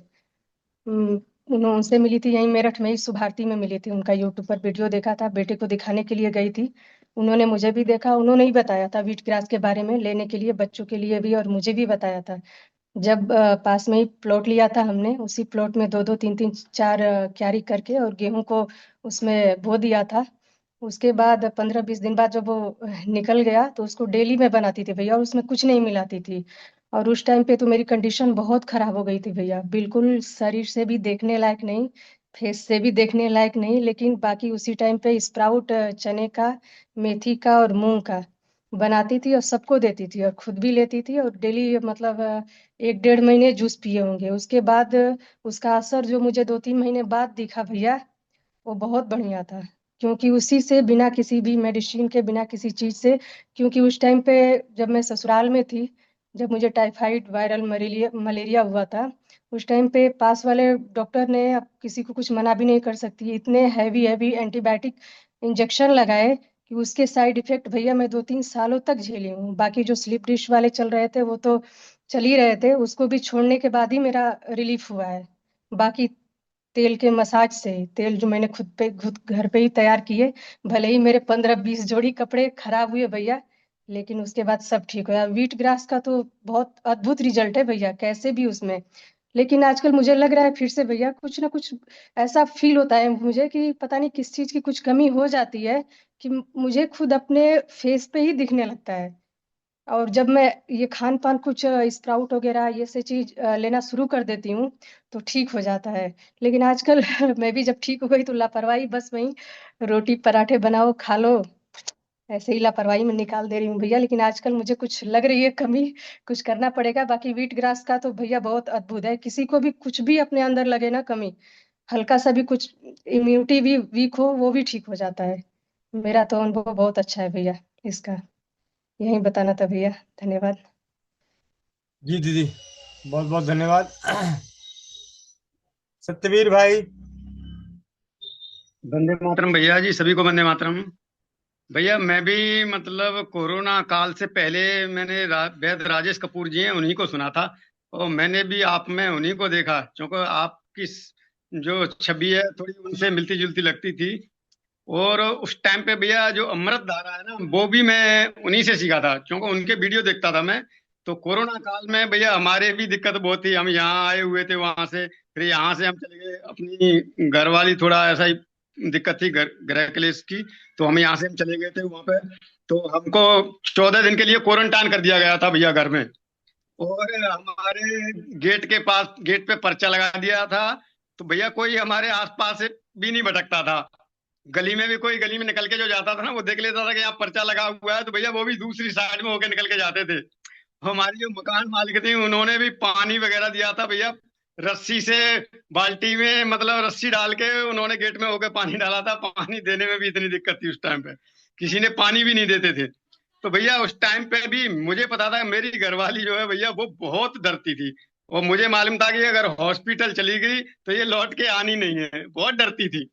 तो मैंने भैया अपना सिस्टम ये देखा कि मैं उस टाइम पे वैद राजेश कपूर जी थे उनको सुनता था, एक अपने डॉक्टर विश्वरूप चौधरी हैं उनको सुनता था, जो साइंटिफिक की बातें थी वो उनकी मुझे बहुत अच्छी लगती थी, तो वो सुनता था। तो मैंने उस टाइम पे इन दोनों की चीजों को ही अपना के मतलब इसको बचाया, मैंने भेजा नहीं। मैं डॉक्टरों के फोन आते थे मेरे पे, जो मेरे यहाँ पर्चा लगा के गए थे, तो वो फोन करते थे भैया कोई दिक्कत तो नहीं है, आप डिस्पेंसरी में चेक करा लाना। तो मेरे को दिक्कत होती थी, फिर भी मैं मुंह मीस के चुपचाप रह जाता, मैं बोल देता था, खुल के बोलता था कि नहीं कोई बात नहीं मैडम, हम तो बिल्कुल ठीक है, कोई दिक्कत नहीं है, मेरे को ना कोई खांसी ना जुकाम है। मगर ये मेरी धर्मपत्नी है वो बहुत परेशान थी, इसके गले में भी दर्द मारता था, ये तो डरती जा रही थी, देखो मेरे गले में दर्द हो रहा है, तुम कह रहे हो कुछ नहीं है, कुछ नहीं, मेरे गले में दर्द गला सूज रहा है। मैं कि कुछ नहीं होगा, तू टेंशन मत ले, क्योंकि मैं इनको सुन के इतना तो जान चुका था कि कुछ होने वाला कुछ नहीं है, ये सब डर का व्यापार है। क्योंकि वो बताते यही थे कि ये डर का व्यापार है, डरने की जरूरत नहीं है, अगर तुम कुछ भी ना कर सको। वो एक बात बताते थे कि अगर तुम कोई भी दवाई नहीं कर सको तो कुछ भी मत करना, गर्म पानी करके पीते रहना, ज्यादा ना कर सकते हो गर्म पानी करके पीते रहना, और कुछ मत लेना। और अमृत धारा भैया मेरे पे था, जो कि वैद राजेश कपूर जी हैं उनको मैंने सुना था, तो वो मैंने बना के रखा हुआ था उस टाइम पे। तो पानी में गर्म करके मैं वो अमृत धारा ही देता था। और बाकी जो विश्वरूप चौधरी बताते थे जो अपने जूस, तो उस टाइम पे भैया मैंने एक मौसमी वाला जा रहा था, एक दिन मैं चुपके से निकल गया था घर से, तो वो मौसमी बेच रहा था, तो मैंने भैया उसमें आधे कट्टे कम से कम 10-12 किलो मौसमी थी, वो मौसमी ली, और 2-1 पाइनएप्पल लाया, और 6-7 नारियल लेके आया। तो ये मैंने घर पे लाके चुपचाप रख लिए, तो बस इनका सबका जूस और नारियल का जूस वो पिलाता रहा, बाकी अमृत धारा जो है उसको भैया गर्म पानी से दे देता था, उसी से ठीक होगी फिर। तो ये हमारा भी उस टाइम पे भैया बहुत डर का माहौल था। तो इस टाइम पे मैं ऐसे ही गुजरा, मतलब हिम्मत बनाई मैंने भैया कि कुछ नहीं होगा, तुम टेंशन मत लो, डरो मत। और मेरे घर से जो है ये बहुत डरती थी, बहुत डरती थी, मैं इसीलिए मैं भेजना नहीं चाहता था, क्योंकि मेरे साथ यहाँ से और भी गए हुए थे, वो सारे क्वारंटाइन कर दिए थे, वो तो मतलब हॉस्पिटल में और उसमें जो कॉलेज थे उन्होंने मतलब बंद कर रखे थे। और मेरे पास भी आए थे, मगर मैंने मना कर दिया था, मेरे को कोई दिक्कत नहीं है। मेरे मकान मालिक थे, मोहल्ला पड़ोस के थे, वो भी कहते थे भैया चेक कराया चेक कराया। मैं कि तुम डरते क्यों, जो कुछ होएगा वो मेरे को होगा, तुमको थोड़ी होगा। मैं तुम क्यों डरते हो, वो मेरे को डराते थे। एक कस्टमर ने भैया बोल दिया था, पहले मेरे को फोन आया था, भैया आप आ गए, मैंने कहा हाँ आ गया जी।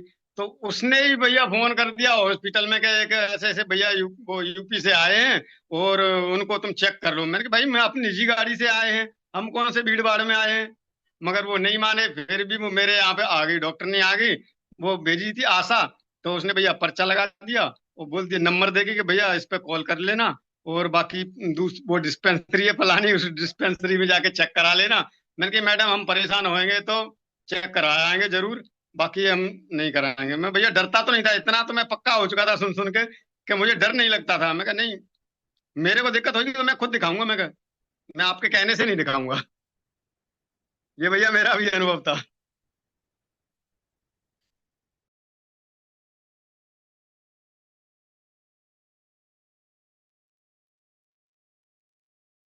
वंदे मातरम भैया।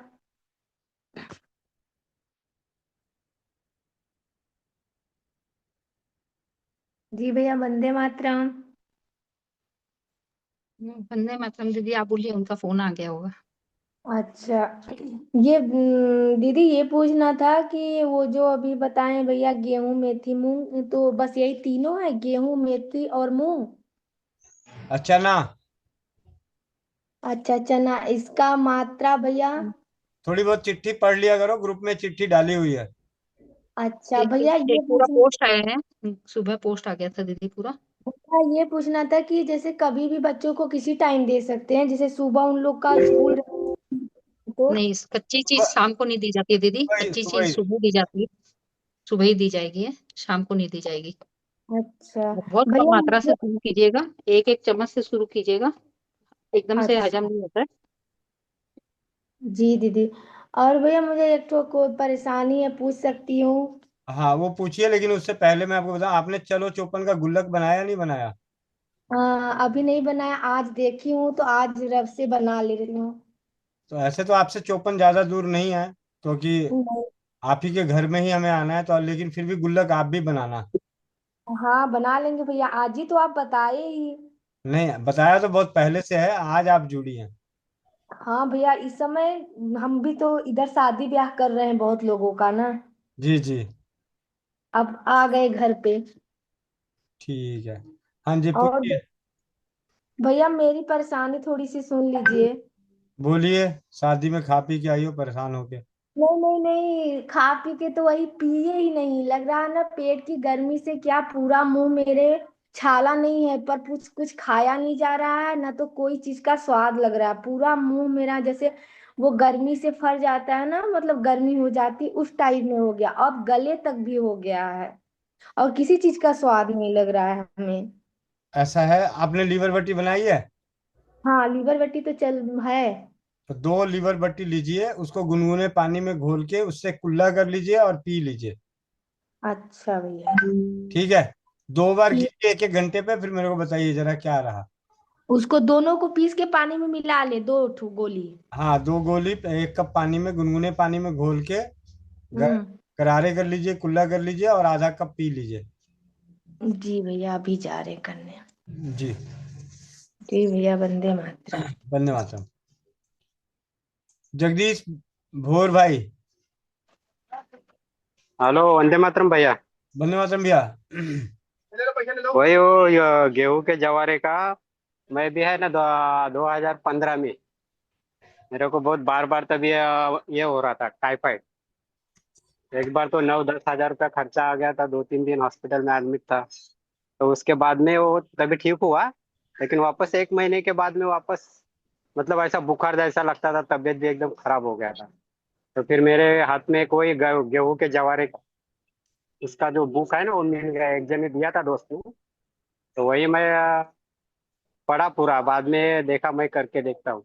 तो वही मैं मिट्टी का 7 बर्तन लेके आया और उसमें गैलरी में मिट्टी डाल के एक मुठ जवारा डाल अपना गेहूं का ये डाल देता था। तो वैसा 7 बनाया था। और एक जैसा मतलब 5-6 इंच जब भी हो जाता था ना, तभी एक का निकाल लेता था, दूसरे में डाल देता था, मतलब ऐसा 7 दिन में एक हो जाता था पूरा।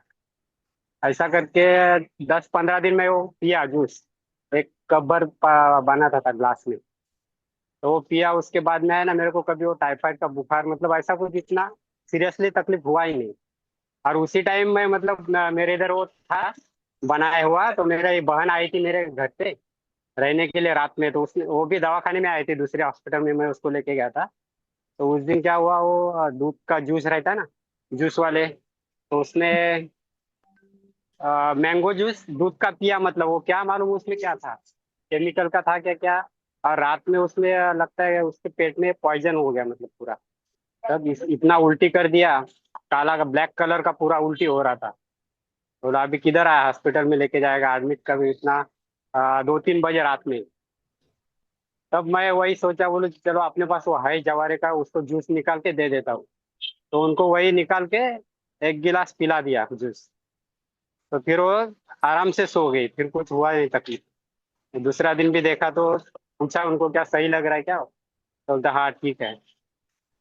तो वही मतलब वो एकदम जूस पीने के बाद वो उसको बहुत आराम आ गया, मतलब पावरफुल जूस है बहुत है, गेहूं के जवारे। जी भैया। धन्यवाद गुरु। जी भैया, बहुत बहुत धन्यवाद। और जब आप अभी आप स्पॉटलाइट पे जो देख रहे हैं काला काला सा जो पैक हो रहा है, ये मोनिका बहन के हाथों का बना हुआ शास्त्रोक्त विधि से च्यवनप्राश है। ठीक है, ये पर्दे के पीछे की कहानी है, ये देख लो। काला काला सा है, कोई मत खाना, नहीं तो सारे काले हो जाओगे। ठीक है। वंदे मातरम भैया, वंदे मातरम सभी को। धन्यवाद राम। ये भैया 3 दिन की मेहनत है, काला काला है ना, ये 3 दिन की मेहनत है।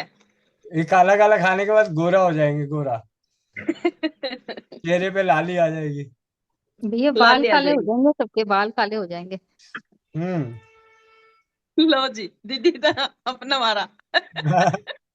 दीदी बाल काले होंगे तो सबसे पहले तो भैया का ध्यान रखना। जी भाभी जी जरूर, भैया से बात हो गई सबसे पहले भैया का। नहीं नहीं, मेरे मेरे मेरे तो सफेद ही रहने दो, अच्छा है भाई, बड़ी मुश्किल से तो चांदी बनाया है। सोना सही है भैया, कोयले आप से एक दिन डाई करना बालों में, इंडिगो पाउडर मेहंदी लगाना, देखते हैं भैया आप कैसे लगते हो। ना ना। फिर मेरी हम नहीं बेटी तो पहचान बोलती है पाएंगे कि कि दोनों नहीं? एक जैसे लगते हैं। हाँ जी। फिर हम ही मेरी नहीं बेटी बोल पहचान पाएंगे। नहीं भाभी भाभी जी जी, बोलती एक है दिन रात को सोए हुए हो ना भैया, तो एक दिन तो मेहंदी लगा देना, और दूसरे दिन इंडिगो पाउडर लगा देना। 2 बार 2 दिन की मेहनत करनी पड़ेगी, 2 दिन कर दो, फिर देखते हैं गोविंद भैया कैसे लगते हैं। फिर हम फोटो खींच के रखेंगे कि गोविंद भैया ऐसे भी दिखते हैं कभी कभी। फिर मुझे रोटी नहीं मिलेगी खाने के लिए। भाभी जी आपको याद है क्या गोविंद भैया के बाल कब सफेद होने शुरू हुए हैं? मेरे को तो लग रहा है कि हमने तो एकदम ही सफेद ही देखा है। मैंने दीदी जब शादी की है, शादी हुआ था इनका तो बाल हीरो में थे, पर अभी शादी के 2 महीने बाद देखे तो जीरो में आ गए थे। इसका मतलब आपका इतना साइड इफेक्ट है। हाँ।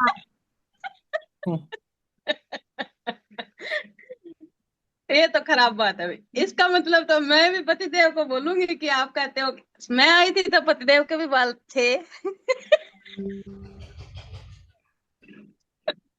धीरे धीरे गए हैं, और सासू माँ कहते हैं मैं आई थी तो तेरे दादा तेरे ससुर के भी बाल थे, बाद में गए। जी। नम्रता दीदी। हाँ, वंदे मातरम भैया। ये धन्यवाद। देखिए, ये गिलोय है ना, जी दीदी। तो ये जैसे मेरे पौधे में से निकली है, इसको मैं काट कर रख लूं तो ये कितने दिन तक ठीक रहेगी? हमेशा के लिए ठीक रहता है, ऐसा कोई खराब नहीं होता, लेकिन नहीं, जैसे रोज लेने में सुबेरे चाय में डाल लो या किसी में डालकर यूज कर सकती हूँ ना? जी जी। सवेरे डालने से अच्छा है रात को कूट के, थोड़ा कूट के पानी में डाल दें, और उसी पानी का इस्तेमाल, उसी पानी में फिर चाय चाय मिला दें, चाय में। ओ, उससे क्या है कि आपका धन्यवाद। समय बचेगा, थोड़ा सा उस पानी में उसका गुण ज्यादा आ जाएगा। हाँ ठीक है भैया। नम्रता दीदी, इसका अगर आप काढ़ा पियोगे तो आपको चाय पीने की जरूरत ही नहीं लगेगी। एक बार पी करके देखिएगा, मेरी चाय छुड़ाने में इसका भी हाथ है। ओ, तो कैसे बनाते हैं आप इसकी चाय? पैर ऊपर एक उंगली जितनी लंबी ले लीजिए। जी भैया। हाँ। जी जी। मैं दीदी को कहता पैर ऊपर सर नीचे करके। एक उंगली जितनी डंडी ले लीजिए, पतली या मोटी। हाँ। अगर ज्यादा पतली हो तो डबल ले लीजिएगा। उसको कूट करके अदरक की तरह पानी में डाल दीजिए, 2 कप पानी में डालेंगे और आधी हम्म। चम्मच से भी कम अजवाइन डाल दीजिए। जब ये सूख करके 1 कप हो जाए, 2 कप का 1 कप हो जाए, तो उसको छान लीजिए और खांड मिला करके ले लीजिए। आपको चाय पीने की जरूरत नहीं पड़ेगी। गरम गरम, जितनी हाँ गरम चाय पीते उतनी गरम ये काढ़ा पी लीजिए। ठीक है धन्यवाद दीदी। जी। धन्यवाद दीदी। सुमन पाल दीदी, माइक अनम्यूट कीजिए। वंदे मातरम भैया जी, वंदे मातरम सभी को। भैया जी अंकुरित तो मैं काफी समय से ले, क्योंकि मेरा पाचन अधिकतर खराब रहता था। जहां मैंने रोटी ली वहीं पेट में दर्द मरोड़ा ऐसे ही रहता था। और भैया कोरोना काल में भी है ना, बहुत हमारी तबीयत खराब थी। लेकिन मैंने शुरू से ही तुलसी और गिलोय वगैरह ये ली। और फिर दिन में अपना भोजन यही रखती थी, अंकुरित मूंग और चना यही लेती थी। और जब से मेरी बहन का बेटा आया, वो भी बहुत बीमार, जब भी बहन के अपनी बुआ के गया या मौसी के गया, जब देखो मौसी बुखार हो रहा है, जब देखो मौसी ये चीज हो रही है। तो ये तब से ये भी है ना अंकुरित ही खा रहा है, और आज भी अभी भी भिगो रखा है इसने। जब ये भिगोता है तो मेरी आदत छूट गई थी बीच में को। लेकिन है ना, मैं भी इसके साथ साथ मैं भी खा लेती हूँ। लेकिन भैया मैं तो लंच में भी इसको ही ले जाती थी, क्योंकि मुझे रोटी कम हजम होती है। तो मैं तो अंकुरित ही ले जाती हूँ अधिकतर, उसमें खीरा वगैरह और डाल लेती हूँ। तो मैं तो अपना लंच इसी से ही बना के ले जाती हूँ भैया। ये तो बहुत बहुत अच्छा है ये तो खाने में, और स्वाद भी लगता है। जो अगर हम थोड़ा सा मूंग टमाटर वगैरह हरी मिर्च एक आदि डाल लेते हैं तो स्वाद में भी ये बहुत अच्छा लगता है भैया जी। और पाचन के लिए तो बहुत सुपाच्य ही है। धन्यवाद भैया जी। जी दीदी। नीता लाडवा दीदी, कुरुक्षेत्र। वंदे मातरम भैया जी। वंदे मातरम। भैया जी मैंने ये बनाया है जो आपने बोला था ना, बाबा मतलब बाबा शरीर के लिए अरंड तेल में और फिटकरी मिला के। जी दीदी। तो भैया जी ये धूप में कितने दिन रखना है? ज्यादा देर मत रखना दीदी, गायब हो जाएगा, बाहर कोई लेके भाग जाएगा। रोज ही रख दे, सुबह से लेके शाम तक। ठीक है भैया जी। ये जितना ज्यादा धूप में रहेगा उतना ज्यादा वो आपस में घुल के उसको गर्माइश मिलता रहेगा। ठीक है। हाँ जी। तो भैया जी इस डिब्बी में डाल लो हुआ है, इसमें ठीक है ना? हाँ हाँ ठीक है। ठीक है भैया जी। और मैंने लीवर वटी बनाया भैया जी, आपने बोला था ना कि उसमें फिटकड़ी की भस्म भी डालनी है, तो मैंने वही डाल के बनाया अब की बार, कल बनाई। ठीक है दीदी, बहुत बढ़िया। ये जो ये जो खटिया है ना, खटिया, इस पे झूला झूलते थे हम लोग, उछल उछल के। हाँ जी भैया जी। तुम मत झूलना, नहीं तो पता चल टूट गया तो ससुर जी डांटेंगे। नहीं भैया जी, ससुर जी नहीं है अब।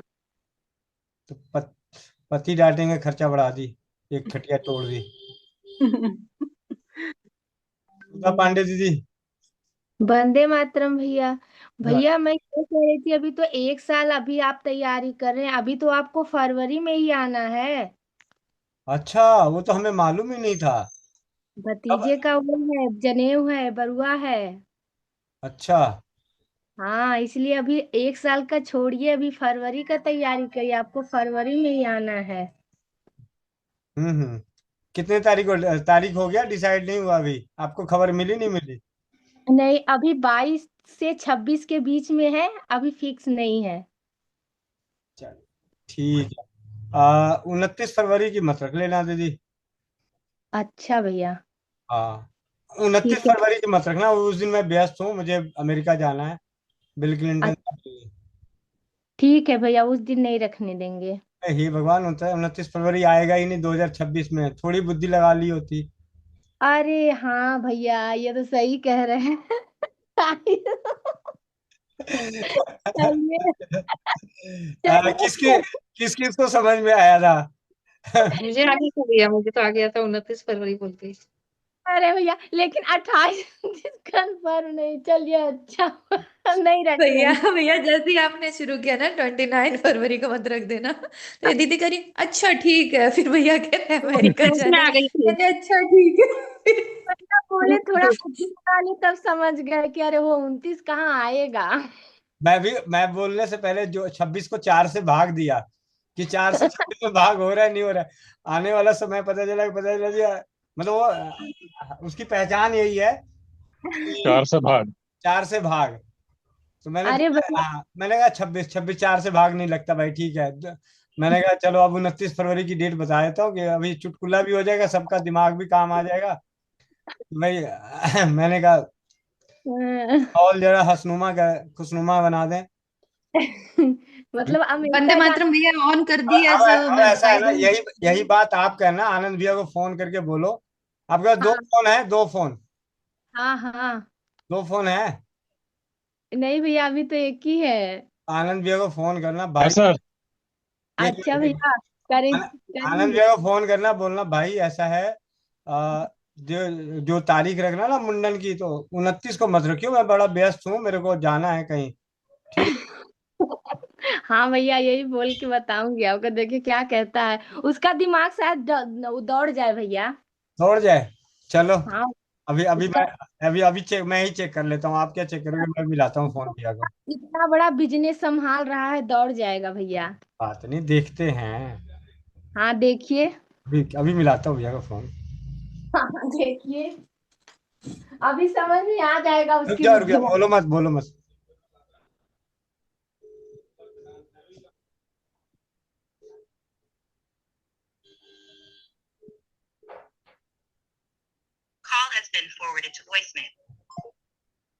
ये वाला नंबर व्यस्त, और दूसरे वाला मिलाऊं।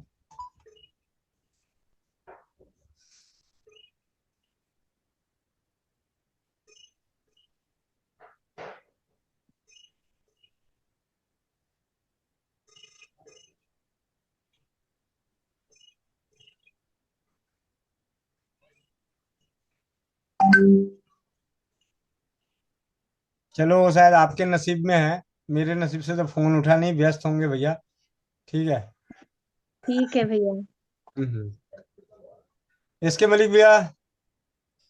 वंदे मातरम भैया, वंदे मातरम सभी भाई बहनों को। धन्यवाद। सबसे पहले तो रूना दीदी को बहुत बहुत मुबारक, हम लोगों को राजेश कपूर जी से मिलाने के लिए। हाँ, 1 मिनट आशीष सर।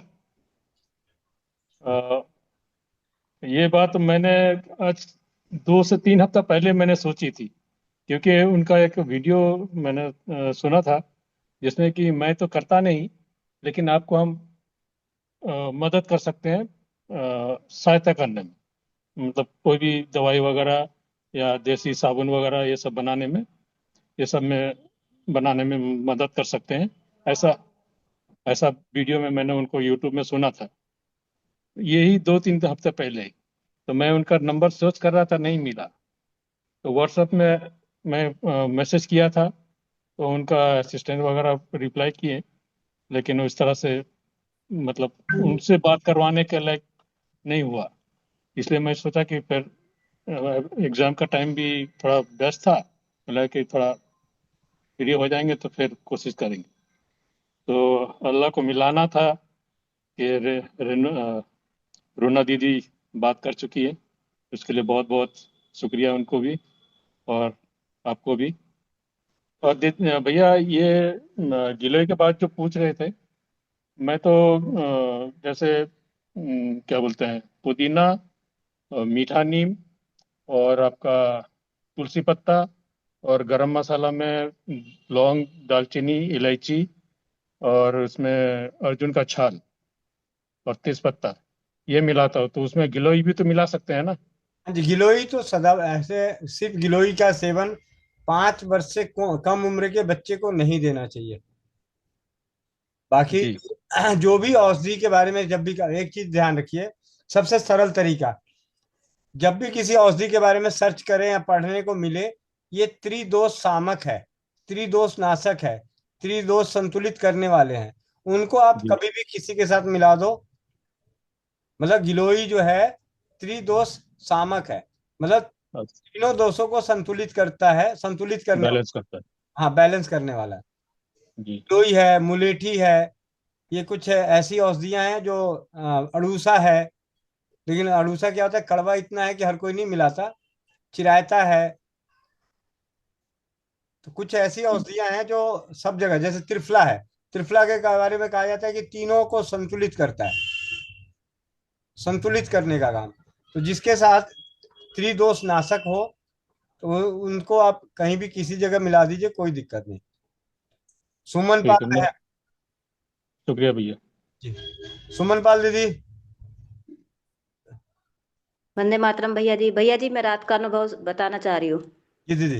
भैया जी रात आपने बताया था ना ज्वान हल्दी और मेथी। भैया जी मेरा गला इतना दर्द कर रहा था और गला मतलब बंद सा ही हो रहा था।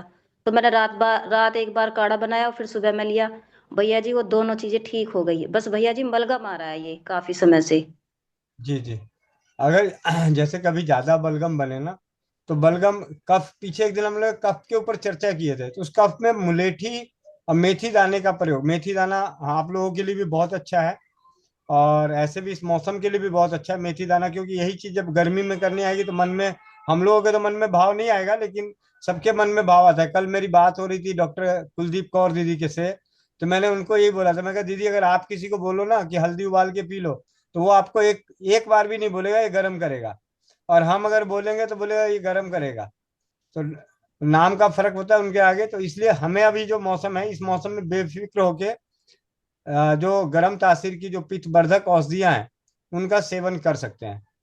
तो कफ के लिए मेथी दाना 2 चम्मच, 2 कप पानी में उबालें, चौथाई कप रह जाए, शहद मिला के चाय की तरह पिए। बहुत अच्छा काम करता है कफ के रोगों में भी, पित्त के रोगों में भी, बात के रोगों। धन्यवाद भैया जी। सुमे वंदे मातरम भैया। वंदे मातरम दीदी। हाँ जी दीदी। जी भैया जी, मैंने वो कल बाम बनाया था ना, तो उसमें मैंने सोचा ये फिटकड़ी का बहुत ज्यादा अनुभव आ रहे हैं, तो मैंने इसमें भैया फिटकड़ी डाल दी। तो भैया इतना अच्छा रिजल्ट इसका, मेरे हाथ बहुत फट जाते हैं क्योंकि थोड़ा सा ही पानी, सारा दिन तो गर्म पानी, थोड़ा बहुत ही अगर ठंडा पानी यूज कर लेते बीच में तो फट जाते हैं। ये रात को लगा के सोए, इतने सॉफ्ट हो गए हाथ। अब ये तो जी कर रहा है जैसे सारा ही लगा लूं। भैया तब से लगी पड़ी है इसको लगाने में, थोड़ा सा धो और फिर ये लगा लूं। भैया बहुत अच्छा बना है, फिटकड़ी का पता ही नहीं चल रहा, वरना मेरे को यूं था दिमाग में भी फिटकड़ी है तो मतलब कहीं ना कहीं मतलब कोई चुभन होएगी या फिर कोई ऐसे मतलब कहीं कट वगैरह हो, जैसे मैं कोई लकड़ियां वगैरह तोड़ूं तो मेरे स्क्रैप मतलब जल्दी कट जाता है, तो उसमें सोच रही थी जलन वगैरह होएगी। तो भैया ये तो बहुत अच्छा बन गया। और परसों मेरा गला बहुत दर्द हो रहा था भैया, एकदम ही जाम हो गया। तो मैंने इनको कहा भैया आज तो गला बिल्कुल बैठ गया, दर्द हो रहा था भैया, जुकाम खांसी कुछ नहीं, सिर्फ दर्द। इनको जैसे ही कहा ना, ये लिया है अपने पत्ते 2-3 दवाइयों के। मैंने कहा मैंने आपके लेने नहीं, आपको पता है। तो कहते तो क्या करेगी। मैंने कहा कुछ नहीं, एक गरारा करके सोऊंगी, हल्दी वो मेथी और हल्दी और उसमें फिटकड़ी डाल के भैया, और घी डाल के, घी और धनिया। तो भैया रात को गरारा किया, सुबह एकदम यूं एकदम रिलैक्स हो गए, जैसे सच में भाई कुछ ना कुछ ऐसा लिया है। और फिर उसके बाद मैंने मेथी का काढ़ा पी लिया भैया, हाथ पैर भी दर्द से हो रहे थे ऐसे ही, तो वो उसमें भी काम कर गया। तो भैया ये सुबह से मेरे पीछे पीछे घूम रहे, तूने क्या लिया था, तूने क्या लिया था। फिर कहते मानना पड़ेगा तेरे सच में ठीक हो गया। थोड़ी देर हुए पूछे सच में ठीक हो गई। ये पूछ रहे, वरना भैया 15-20 दिन की लग जाती है। भैया ये फिर दोबारा फोन करके पूछ रहे गोली लाऊं या ठीक है। पता नहीं तूने अभी दोबारा मांगा नहीं कुछ, भाई मेरा ठीक नहीं हुआ गोली ला के दो कुछ भी। तो भैया अचंबा कर रहे थे भैया ये भी बहुत ही। जी भैया धन्यवाद भैया। जी दीदी। बहुत बहुत धन्यवाद। सुस्मिता, सुमेस्ता सुमेस्ता बेनीवाल दीदी।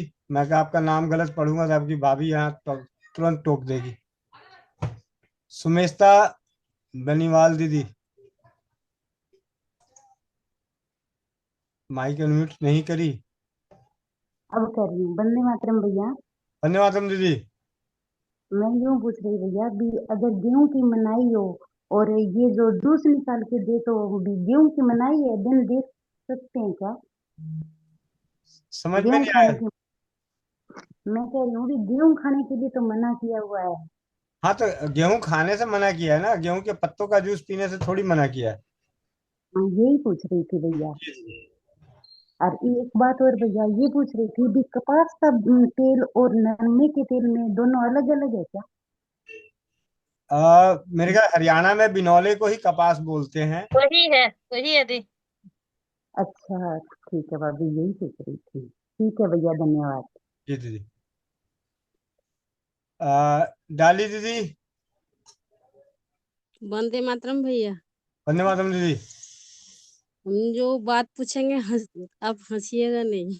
हंसने वाले के जुर्माना लगा देंगे दीदी, गुल्लक भर जाएगा।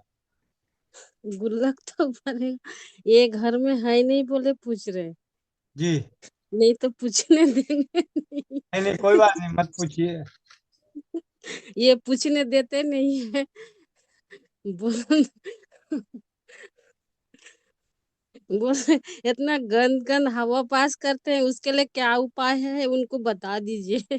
दीदी अजवाइन जो है ना, अजवाइन जी को तवे पे सेक के रख लीजिए और उसी के बराबर काला नमक मिला दीजिए।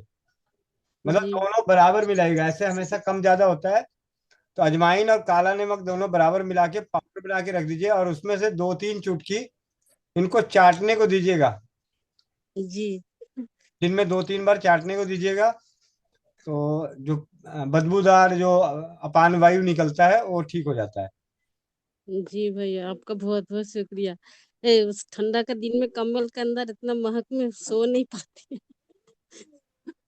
जी भैया, आपका बहुत बहुत शुक्रिया। ये घर में है ही नहीं, बोले हम पूछ लिए, नहीं तो पूछने नहीं देते। तो घर में भैया हंसू तो मैं नहीं भैया, पर गल वाले भैया नाम रखूंगी। अरे तो आपने चेक नहीं किया सुन है? रहे हैं आपने चेक नहीं भैया? किया? भैया भैया मेरा बात पहले सुनिए। हाँ भैया सब्जी जो बनाएगी ना, ज्यादा ज्यादा बनाएगी और आज का कल खिलाएगी। भैया तो झूठ बोलते हैं, बहुत झूठ बोलते हैं मेरा नाम। झूठ बोलते हैं। बासी तरकारी एकदम खाने नहीं मांगते, बोले फेंको फेंको फेंको, एकदम नहीं खाने मांगते हैं, झूठ बोलते हैं उनका। हम जब से शादी हो तब से ऐसी आज 30 साल से देख रहे हैं, ऐसी ही है। आज की बात नहीं है। कोई बात हाँ नहीं ये आप ऐसे ही है दीदी। धन्यवाद आपका गल वाले भैया नाम देने के लिए। कोई बात नहीं दीदी, ऐसा एक काम करना, आप जो भी चीजें बनाते हो ना उसमें एक जी एक चुटकी हींग जरूर डाल देना, आखिरी में, सबसे आखिरी में। अच्छा, खाने हम वाला बोलते हींग। भी है वो नहीं सुनती है। हाँ अजवाइन ये डालने के लिए मंगवा के भी रखे हैं, लेकिन वो डालती नहीं है, नहीं भूल नहीं जाती है। भैया, डालते हैं। मछली तरकारी में खाने मांगते हैं तो जैसा बोलते हैं वैसे ही बनाते हैं, बहुत ज्यादा ही फरमाइश करते हैं। हींग नहीं डालती है तुम? अरे हींग डालती हींग तो नहीं भैया, ये नाम डालते। कैसे पड़ता। एक चुटकी हींग जरूर डालना। जैसे मान लिया आपने दाल बनाया, ठीक है, तो जी जब दाल बन के पूरा तैयार हो गया तो एक चुटकी हींग बारीक पाउडर करके उसमें दाल में डाल देना, एक ही चुटकी डालना, कोई बात नहीं। ठीक है भैया, ठीक है। ध्यान रखूंगी। भैया आप ना भैया एक ना होम्योपैथी में दवाई आती है एसीफिटोडा, एसीफिटोडा। ऐसी फीटोडा? हाँ, ये हींग से बनने वाली किस समस्या के तो दवाई का नाम ही टेढ़ा। एसीफिटोडा, ऐसे भी आप गूगल पे सर्च कीजिए हींग का होम्योपैथी दवा, हींग से बनने वाली होम्योपैथी दवा। ये कितनी पावर की? 30 पावर की लेके 2-3 बूंद सुबह शाम ले लीजिएगा। अब तो सही है। पानी अगर से? अगर बरसों पुराना है तो थोड़ा समय लगेगा। ठीक है। मैं अपने अपने जिन्होंने जो जो हंसे हैं अपने अपने गुल्लक में पैसे डाल देना। भैया डाल दूंगी, पर नाम तो मिला। भैया बीच बीच बीच में हो जाता है ऐसे, कभी कभी। अभी तो बहुत कम हो गया, लेकिन बीच बीच में कभी कभी हो जाता है। जी जी, कोई बात नहीं। चलिए अब आज की कक्षा यहीं पे समापन करते हैं। अगले 5 मिनट में हम बात करते हैं नारी सुरक्षा पे। तो सबसे पहले तो हैंड रेस करें कि नारी सुरक्षा में पंजीकरण किनका किनका है। 93 परिवार जुड़े हुए हैं, पंजीकरण किनका किनका हो रखा है? भैया पिया नहीं जा रहा है, बड़ा जहर की तरह लग रहा है। क्या नहीं पिया जा रहा है? जहर भी नहीं, जहर कहाँ पिया जाता है? क्या नहीं पिया अरे जा रहा है? अरे भैया, गोली तो खा जाते हैं, इसमें जब पानी में घोल दिए है ना तो पिया ही नहीं जा रहा है, बड़ी अजीब लग रहा है। हाँ, तभी तो मैंने बोला कि पानी में घोल के करना, थोड़ी सी मात्रा और पानी की बढ़ा लो। पी रहे हैं लेकिन आराम मिल रहा है, लेकिन बड़ी बहुत कड़ू है भैया। हाँ हाँ, तभी तो मैंने पानी मिलवाया था, चूसने को नहीं बोला। ये सोचो कि मैंने आप पे रहम किया कि चूसने को नहीं बोला।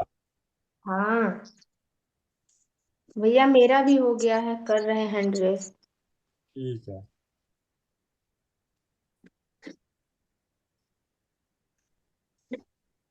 जिनका जिनका भी नारी सुरक्षा में पंजीकरण हो रखा है वो अपना हैंड रेस कर ले।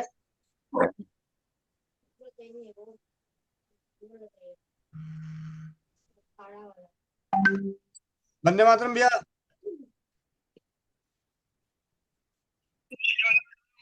कैसे हैं भैया? अच्छा, मैंने कहा भैया मैं आपको बता दूं, जो अभी बच्चे का जो मुंडन वो ये क्या बोलते हैं, जनेऊ जनेऊ संस्कार करने वाले हैं ना। आज 26 को करने वाले, मैं वही बताने वाले कि भैया 29 फरवरी को मत रख देना डेट। अच्छा, 29 फरवरी को अगर रखना होता तो रख देते। अच्छा चलिए, बहुत बढ़िया भैया, हमें डेट भी पता चल गया, लेकिन ये भी पता चल गया कि आपका दिमाग काम नहीं किया कि इस साल अगले साल 29 फरवरी नहीं आएगा।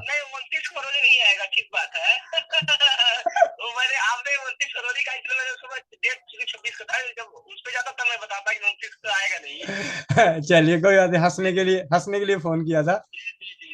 अभी सुधा दीदी आपको बेवकूफ बनाने के लिए फोन करेगी, चिंता ना करो। लेकिन आपने डेट पहले रख लिया ना, इसलिए वो बात बच गई। चलिए ठीक है भैया।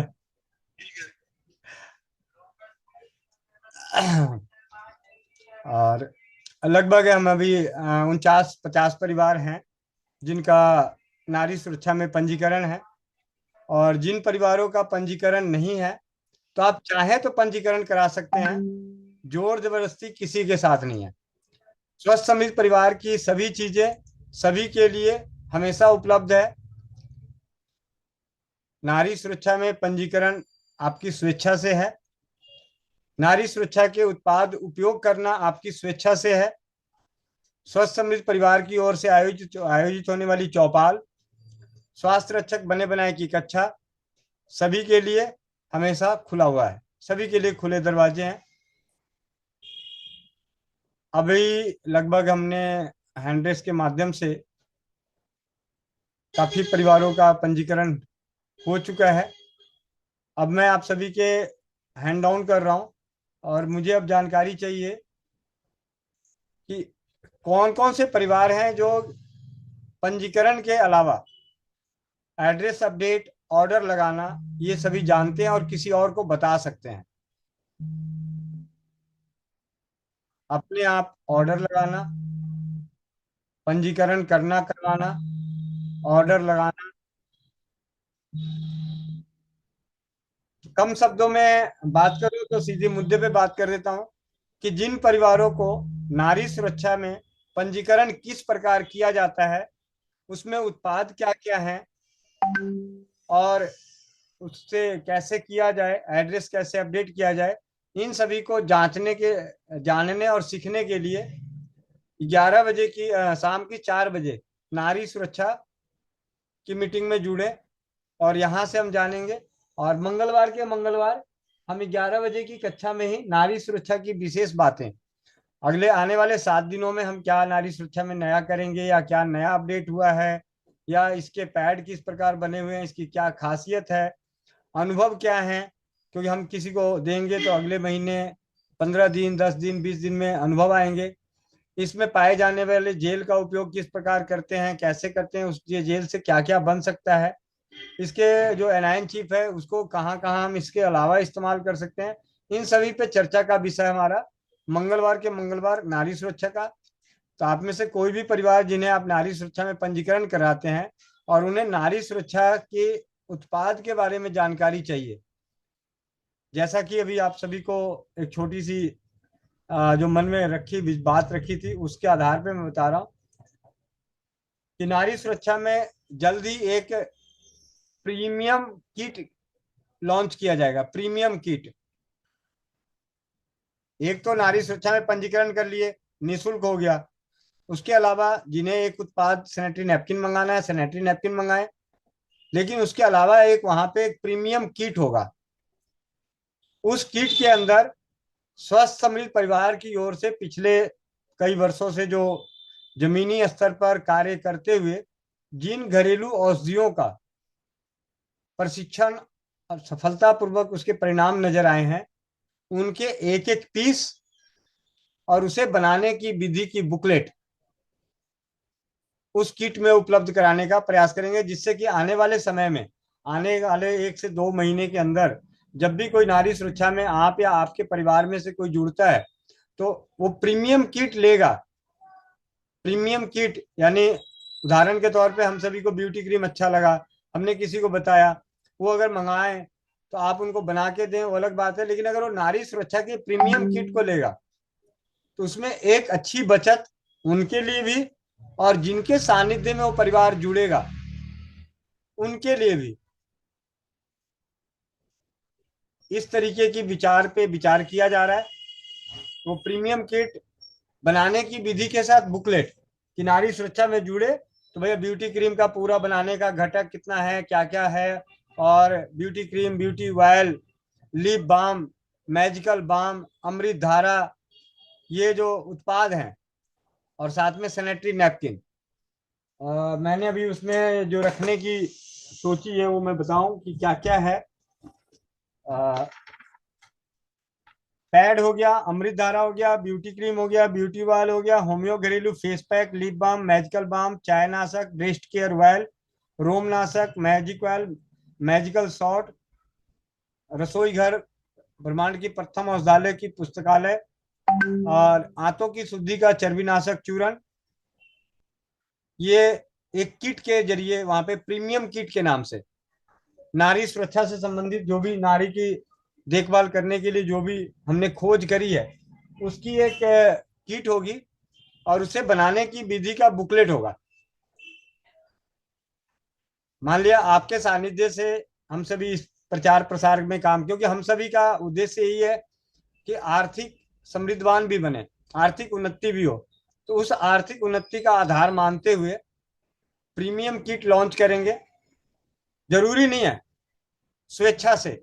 मान लिया आपका कोई सामर्थ्यवान परिवार जुड़ रहा है, वो कहता है ठीक है जी मैं तो प्रीमियम किट ले लेता हूँ, सारे उत्पाद बनाना भी सीख जाएंगे और एक बार इस्तेमाल कर भी लेंगे। तो उस तरीके की प्रीमियम किट उपलब्ध कराने का विचार, क्या मेरा ये विचार सही है तो सहमति जताने के लिए हैंड रेस करें।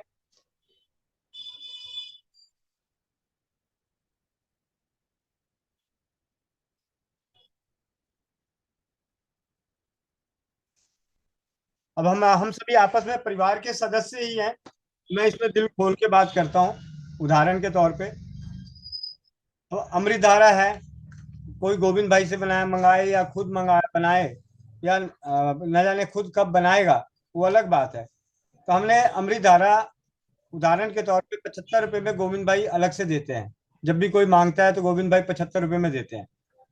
हमने इसे प्रीमियम किट के तहत माना कि मैंने इस पे 100 रुपये लगा दिया प्रीमियम किट की कीमत जोड़ने के लिए, जिससे कि जो पैसे एक्स्ट्रा आ रहे हैं वो उसकी बचत का भी हिस्सा बने, और उनकी टीम में जिनके सानिध्य में आए हैं उन्हें भी 2 पैसे मिले। तो इस तरीके से हमने देखा कि 3600 रुपये का अगर वो नारी सुरक्षा में जो उपलब्ध है, बाकी चीजें तेल वगैरह उपलब्ध है, उसके अलावा अगर प्रीमियम किट है, अगर उन्होंने कहा जी मुझे ब्यूटी क्रीम मंगानी है, तो ब्यूटी क्रीम अगर मंगाते तो हम उन्हें 350 का देते हैं। लेकिन वो तो आपके जानकार के माध्यम से वो आए, तो आपको क्या मिला? तो उससे बचने के लिए, उस पाप से बचने के लिए मेरी इच्छा हुई कि हम एक प्रीमियम किट वहां रख देते हैं और बनाने की विधि उसमें बुकलेट डाल देंगे। तो उसी 350 रुपये में अगर मुझे 100 रुपये बच रहे हैं तो 100 रुपये में आप सभी को भी बांटा जाए, मतलब जो उनकी टीम के सदस्य हैं अगर वो मंगाते हैं तो स्वेच्छा से, जरूरी नहीं है, जरूरी है वहां जो उपलब्ध है उसे मंगा लें। लेकिन अगर प्रीमियम किट वो लेते हैं, अभी 3600 रुपये की प्रीमियम किट है, अब इसे एक अच्छी पैकिंग के लुक में देने के लिए उन सभी चीजों को लगा के लागत मूल्य और उन सारी को देख के हमने देखा कि इस पे 2200 रुपये का खर्च हो रहा है। 2200 रुपये का पैड का जो है वो एक छोटा पैकेट होगा, बड़ा पैकेट नहीं होगा, तो 2200 रुपये का खर्च होता है। तो हम इसे एक और प्लस कोरियर चार्ज, ये सारी चीजें मिला के अंदाजा मान के चलते हैं कि हमारे ऊपर 2500 रुपये का खर्च बैठा, और एक स्टॉक में बनाने की वजह से एक premium kit 100 kit 70 kit 50 kit, आपको पता है कि कोई डिब्बी बनेगी, कुछ बनेगा तो इकट्ठा बना के रखना पड़ेगा। तो उन सभी को लगा के मान के चलते हैं कि 3000 रुपये, उसमें कुछ बचत मुझे भी हुई। और वो जो ऊपर के 600 रुपये हैं उनमें से हम ये रखेंगे कि जिनके सानिध्य में, जिनके डायरेक्ट में जो आया, उसी 600 में एक तो बचत उनको भी दिया जाएगा, एक बचत उनको जिनके सानिध्य में आया उनको एक विशेष राशि। कम शब्दों में बात करूं, अगर दूसरी भाषा में, तो हम कहीं जाते हैं किसी कंपनी में और वो कंपनी वाला 4000 रुपये लेता है तो सामने वाले को देता है, तो हम भी उसी तरीके से, लेकिन हमने ज्यादा नहीं, एक सामर्थ्य में कि किस तरीके से रखा जाए, इस पे विचार किया जाएगा। अभी ये मेरे मन में विचार जगह है प्रीमियम किट का, कि एक किट प्रीमियम किट होगी और उस किट से जो परिवार लेंगे, जब भी कोई आज हम अभी 70-75 परिवार है ना, आने वाले समय में संख्या बढ़ती जाएगी। हर व्यक्ति का परिवार, तो हो सकता है वो पहली बार एक ही प्रोडक्ट में आए, फिर वो कहे अच्छा मुझे ब्यूटी ऑयल ब्यूटी क्रीम अच्छा प्रीमियम किट के तहत है, तो चलो एक किट ही मंगा लेते हैं। वो किट मंगा लिए तो आपको उस वक्त एक अच्छी सहयोग राशि, मतलब एक बचत आपके लिए मिलेगी। तो इस प्रकार अगर हमने, मैं चाहता हूं कि आप लोग का नारी सुरक्षा का गुल्लक जो है ना वो अच्छा भर जाए, एक आर्थिक उन्नति हो जाए, ये मेरी इच्छा है। अब इस सभी के लिए आप सभी की सहमति जो मिली 20 परिवारों की, उसके लिए आप सभी का बहुत बहुत धन्यवाद। विचार किया जाएगा इसके ऊपर। भैया हमें तो पता ही नहीं चला, मुझे तो भैया बीच में फोन आ गया था, ये भी पता नहीं चला कि हैंडरेज किस बात का है। अच्छा, हाँ सारी दोबारा सुनाना पड़ेगा। अब दोबारा सुनाने के लिए हमारे बीच में आएंगे भैया, अब समझ में आ गया भैया, प्रीमियम किट के लिए कौन कौन हैंडरेज ये करवाया है। अच्छा, बाकी प्रीमियम किट पता चल गया ना कि क्या है। प्रीमियम किट मतलब है उसमें जैसे ब्यूटी क्रीम हुई, ये सामान दूसरा और होना। हाँ हाँ ठीक है। हाँ जी भैया। उससे क्या है कि एक मतलब अच्छा सामने वाला कोई जुड़ेगा तो उसको एक साथ ही हमारे सभी उत्पादों की घरेलू उत्पादों के प्रति उपयोग करने के लिए मिल जाएगा, और इच्छा करे तो बनाने की विधि की बुकलेट है, वो बुकलेट से अपने घर में बना सकते हैं।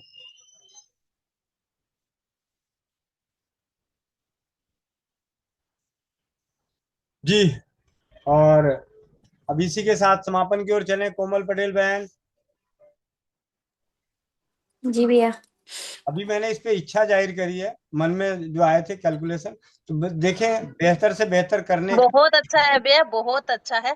और इससे भैया नारी सुरक्षा की एक अलग पहचान बनेगी। जैसे दूसरी एक हम कहते हैं ना 551 रुपए में आईडी लगती है, तो भैया एक 551 रुपए वैल्यूबल नहीं होता। मतलब एक किसी के दिमाग में ऐसे नहीं आता कि ये हम एक बहुत अच्छी जगह लेके जा रहा है। क्यों लगता सबको ऐसे है कि 551 में कौन सी ये नॉमिनी बनाएगी मुझे। और अगर उसी का ही थोड़ा ठीक अच्छी चीज भी मिल जाती है उसको, और रेट भी उसका ठीक लगता है, तो उस आने वाले को भी लगता है कि हाँ मैं कोई कंपनी में आया हूँ, मैं या संस्था में के साथ काम करने के लिए मैं आया हूँ। जी जी भैया। चलो पहले विचार ही रख लेते हैं आप सभी के। आप में से और कोई कुछ कहना चाहते हैं? भैया मेरा मेरा पहले मैं बताऊं भैया, अगर मैं किसी को भी बोलती हूँ ना कि मैं डायमंड बनूंगी, तो मुझे हंसी के लिहाज से देखा जाता है कि 551 रुपए दे के तू डायमंड और कहलाएगी क्या। उनको बोल देना कि वो वाला भेज देना ना, वो छोटी सी वाली वीडियो क्लिप, बोलना कि बिना किए तो ये मिला है, करूंगा तो क्या मिलेगा। ठीक है। तो भैया वही है कि थोड़ी सी कई लोगों के होता है ना भैया कि कंपनी कोई भी आज के समय में कोई भी कंपनी ज्वाइनिंग करते हैं तो उसका एक मूल्य अलग ही होता है भैया। तो वही दिमाग में लोगों के सबके है कि 551 ना, फिर तो ऐसे ही होगी, मतलब एक कुछ भी नहीं होगी, एक वो वाली भावना। उसके साथ हमारे पास भी अगर प्रीमियम किट के बारे में चर्चा हम करें कि भाई 551 में तो ये था, अब आगे भी हमारे पास दूसरा सामान भी ये है, तो फिर भी उसकी वैल्यू अलग होगी। सच बात है भैया ये। जी, तो हम जी भैया। हाँ प्रीमियम किट, मतलब मेरे मन में आएगा प्रीमियम किट, क्योंकि उससे क्या है कि जो भी देखिए जब पहुंचेगा तभी तो बनाने का प्रयास करेंगी, नहीं तो आप जितना मर्जी ज्ञान बिखेरते रहो, बनाने का प्रयास तब भी कई बहनें नहीं करती। लेकिन जब पहुंचेगा इस्तेमाल करेंगी तो उनको लगेगा। फिर उसके बाद उनके घटक अभी रहेगा, उसके बाद क्या ऑप्शन रहेगा, प्रोडक्ट नहीं मिलेगा, उसके घटक मिलेंगे। आपको बनाना खुद पड़ेगा। अगर आपके आसपास है तो आप वहां से लीजिए, नहीं है तो घटक आप यहाँ से ऑर्डर कर लें। तो जो भी उनको बनाने में जो घटक लगेंगे वो सारे घटक भी अपने नारी सुरक्षा पे ज्यादा नहीं, तो ये अभी हमने जैसे लिप बाम है, लिप बाम के जो घटक है उसका एक सेट तैयार कर देंगे। भाई आप मंगा लो, आप मंगाना है मंगा लो, आप अपना बनाओ, बना बनाया सिर्फ एक बार मिलेगा। जी भैया। और इससे भैया ये भी होता है कि हम लूटने के लिए नहीं बैठे, हम बताने के लिए तो पहले से ही हैं। फिर ये होता है कि आप लोग बता तो देते हो पर वो सामान नहीं मिलता, तो लो जी सामान भी उपलब्ध है। जी जी भैया, सबसे बड़ी बात यही है कि कोई भी चीज बनाते हैं तो उसका घटक आड़े आ जाता है। जैसे श्री रामवटी बनाई सबने, तो तुलसी सबके घर में है भैया, लेकिन वो 50 ग्राम तुलसी भी किसी से मंगवाने के लिए ना कईयों को 2-4 दिन लग जाते हैं। काली मिर्च मंगवानी है तो ये तो एकदम कॉमन चीज है, लेकिन जो अपन लीवर वटी की 6-7 चीजें थी, तो मेरे को करीबन 1 महीना लग गया था भैया। वो सामान पंसारी की दुकान में नहीं थी और उसने मंगवा करके दी, तो ये तो बहुत ज्यादा सुविधा वाली बात हो जाएगी। देरी सवेरी हर किसी को ये चीज समझ में आएगी भैया, सामान किसी के घर पे नहीं रहता है, सबको बाहर से खरीदना पड़ता है। तो जब आप एक साथ में होलसेल में लोगे तो आपको भी सस्ता पड़ेगा, हम लोगों को भी सस्ता पड़ेगा भैया। ये बहुत अच्छा सुविधा हो जाएगी भैया। जी बहुत बहुत धन्यवाद। क्योंकि मैंने अभी देखा जो डायमंड वाली डिब्बी हमने उस दिन बात करके ली थी, ठीक है, जी आप सभी के सामने वो बात हुई थी, 9.5 रुपए की वो डिब्बी थी। जी किराया टैक्स लगा के मान के चले कि वो 12 रुपए की पड़ी थी मुझे। अब 1000 डिब्बी उठानी पड़ी थी। मैं सोच रहा था ये 1000 डिब्बी तो उठा तो लिया, ये खपत होगी कि नहीं होगी। आप विश्वास नहीं करोगे दीदी, वो डिब्बियां खत्म हो गई, बस अब मेरे पास 200 डिब्बी पड़ी है बस। जी क्यों? क्योंकि लूज बहुत में अच्छा है किसी को भैया। मिला नहीं, फिर वो यहाँ से मंगाए। तो हमने क्या करना है कि अब वहां पे किट तैयार कर देंगे कि लिप बाम बनाने की किट है, इसके अंदर 10 डायमंड डिब्बी रहेगी, 5-5 स्टिक वाली डिब्बी रहेगी, आपके बादाम का वो बादाम का तेल भी डाल देंगे, प्रयास करेंगे कि 10 मतलब जितना लगेगा वो डाल देंगे। जिसको मंगाना है मंगाए, जिसको नहीं मंगाना है अलग बात है, मना जी नहीं है। जी भैया, उसी प्रकार बहुत अच्छा। ब्यूटी क्रीम का, ब्यूटी क्रीम के घटक, ब्यूटी ऑयल के घटक, जैसे भी है वो घटक का एक किट तैयार कर देंगे। मतलब वहां पे रख देंगे भाई आपने ऑर्डर डालना है ब्यूटी क्रीम के घटक को, तो वहां से जैसे सिलेक्ट करेगा तो भाई सामने वाला जिसके कारण जुड़ा है, अब वो कहीं ना कहीं किसी और पंसार खाने से लेता, अब वो यहाँ से लेगा। तो इस तरीके का प्रयास करके प्रयास करते हैं कि एक अच्छा घरेलू बचत व्यवसाय कर सकें। जी भैया, जैसे बायोकर्मी का भी एक किट है, जी बुक भी आ गई, उसमें दवाइयाँ भी आ गई, जिसको जब बनाना बना लिया, जिसको जब जरूरत हुई तो ले लिया, पूरा सामान एक साथ मिल गया। जी जी, जी धन्यवाद जी। सत्यवीर भैया। वंदे मातरम भैया, ये तो बहुत ही अच्छा अच्छा विचार है आपका। इससे तो मतलब कई फायदे हैं। चलो वो जो किट थी मतलब होम्योपैथिक वाली दवाइयों की, उसमें तो फिर भी ये है कि दवाइयां आ रही थी वहां से, उनको तुम घर नहीं बना सकते। मगर इसमें तो बंदे को यूज करने मिलेगा, तो पहले उसको मतलब इस्तेमाल करो, वो वाला बात आ जाएगी कि पहले इस्तेमाल करो फिर विश्वास करो। तो पहले इस्तेमाल कर लेंगे, तो इस्तेमाल करने से उनका विश्वास जागेगा, तो फिर वो अपने बनाने भी लग जाएंगे। क्योंकि एक दफे को किसी ने देखा नहीं, तब तक वो लगता है यार ये चीज कहाँ से लाऊं कहाँ से लाऊं, कितनी महंगी मिलेगी। और जो एक बार अगर इस्तेमाल कर लेगा, उसको फायदा होगा, तो भैया वो अवश्य बनाएगा। जी, और इसके साथ साथ एक और चीज होगा, एक और अनकॉमन चीज आप लोगों को देखने को मिलेगा। जरूरी नहीं कि हम जितने परिवार जुड़ेंगे हमसे सभी बनाएंगे भी, तो अब वहां तो अब बना बनाया मिलेगा नहीं, तो फिर वो क्या कहेंगे, अरे भैया अब तो वहां बना बनाया मिलेगा नहीं, वहां तो सामान मिलेगा। आ, नीतू दीदी आप बनाती हो क्या? तो हाँ बनाती हूँ, तो मेरे को भेज देना जरा। तो नीतू दीदी के जानकार से उनका अपना मतलब उन्हीं की टीम से उनका अपना व्यापार चला। हाँ बिल्कुल भैया, बिल्कुल ये बात तो है। और मान ले नीतू दीदी ने 10 बहनों को जोड़ा, तो 10 में से एक बहन बनाने को 9 बहन बना ली, और एक ऐसी रही कि उसके पास टाइम ही नहीं है बनाने का। वो कहते कौन झंझट में पड़े, पता चला थोड़ा सा तो लगना है ब्यूटी क्रीम में, इतना सारा क्यों मंगाऊं सामान।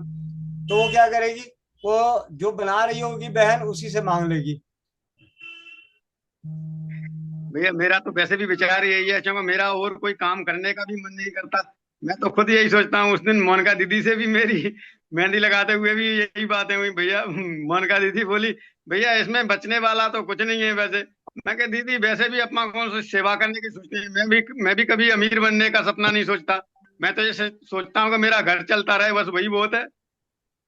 भैया ऐसा मैं आपको बताऊं छोटी सी बात, जो जो मुझे मिल रहा है, मतलब मैं मेरा अपना मानना है कि जो मुझे मिल रहा है उससे ज्यादा अगर सामने वाले को मिलेगा। मुझे बचपन के स्कूल की बात याद आई, कई बार मैं बात बता चुका हूँ। मेरे स्कूल टाइम में एक दोस्त आया साइकिल लेके, तो उसने बोला, मैंने कहा नहीं नहीं साइकिल थी भाई। मैंने कहा तू साइकिल? कहता मेरे बड़े भाई ने दी है। मैंने काश मैं भी ऐसा बड़ा भाई होता। मैंने ये नहीं कहा कि मेरे पास ऐसा बड़ा भाई होता, मैंने उस वक्त यही था कि काश मैं ऐसा बड़ा भाई होता। तो आज परमात्मा की कृपा से, आप सभी के आशीर्वाद से उस तरीके की विचारधाराओं पे काम कर रहे हैं कि जो सीखा है वो सिखाने का सौभाग्य प्राप्त हो रहा है, जो मिला है उसे बांट के आगे बढ़ने का मिला है। और हम सबके साथ मिलके, सब साथ साथ आगे बढ़ेंगे। इसमें भैया कोई शक नहीं है, आप बड़े भाई हो हमारे। मैं तो कहता हूँ भैया, मेरे तो दिल में यही चीज है ना, अगर मेरे मेरे को कोई मेरा बड़ा भाई मिल गया। जी भैया। सुषमा पाठक दीदी। वंदे मातरम भैया। ये किट बहुत अच्छा है भैया, क्योंकि ऐसा है कि सैनिटरी नैपकिन अगर किसी को देते हैं हम लोग, तो दूर भेजते हैं, सभी लोग दूर दूर है, तो 10 दिन लगता है। और इसमें 100% और फिर बोले कि हाँ चमत्कारिक तेल भी है, ये भी है, वो भी है, तो फिर 10-15 दिन लगेगा। और ऐसे सारे जरूरत की चीज इसमें आपने बताए हैं, 100% एक दो चीजों को छोड़कर शायद ना उपयोग हो किसी के घर में। तो अगर ये एक बार बोल के देते हैं भैया, तो उसके पास हर कुछ चले जाएगा और उससे वो वाकिफ हो जाएंगे। और उसके बाद भैया सबसे बड़ी चीज जो आपने बोला है उसमें, बोले हैं सॉरी, कि जो हम एक बुकलेट रखेंगे, ऐसी चमक आएगी उन बहनों के अंदर कि चाहे बनाए चाहे ना बनाए, बना लेंगे तो और अच्छी बात है कि अरे इसमें तो बुक भी रखे हैं। वो बहुत खुश हो जाएंगे भैया, जिसके पास भी वो किट जाएगा। और ये बहुत अच्छी सोच है भैया, बहुत ही अच्छी सोच है। एक बार में घर में बाम से लेकर क्या क्या बहुत सी चीजें यूज होती है, और सब यूज की चीज रहेगी और किट के साथ रहेगा, एक किसी चीज में रखा हुआ, इतना खुश हो जाएंगी बहनें। ये बहुत अच्छा काम है भैया, इसको कर सकते हैं सब लोग, बहुत अच्छा है। जी दीदी। वंदे मातरम भैया। वंदे मातरम दीदी। बस। और एक चीज और, हम लोग अभी 59 परिवार हैं। मैं आप लोग को एक छोटी सी बात बताऊं, अपने दिल की बात।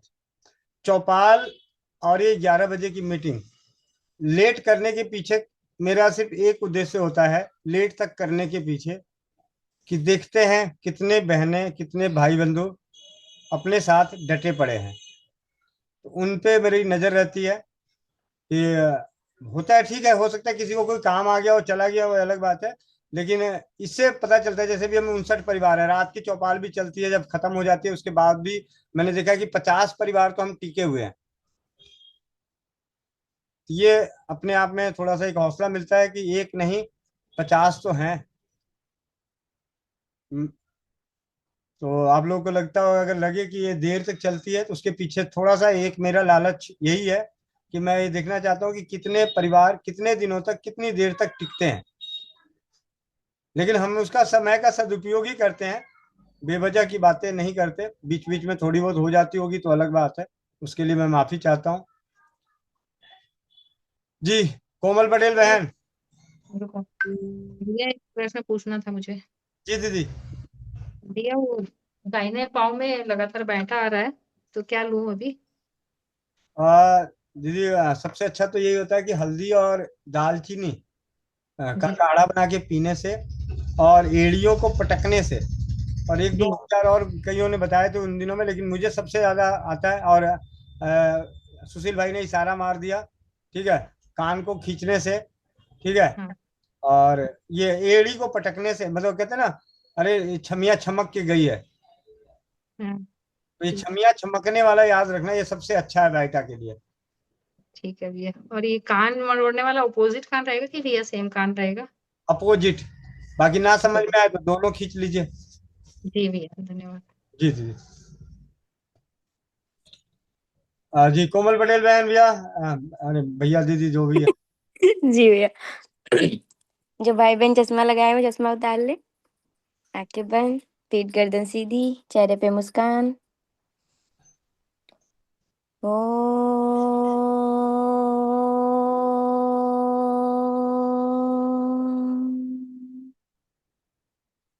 ओ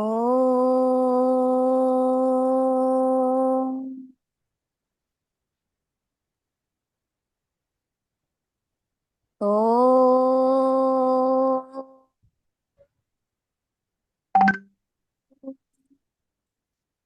ओ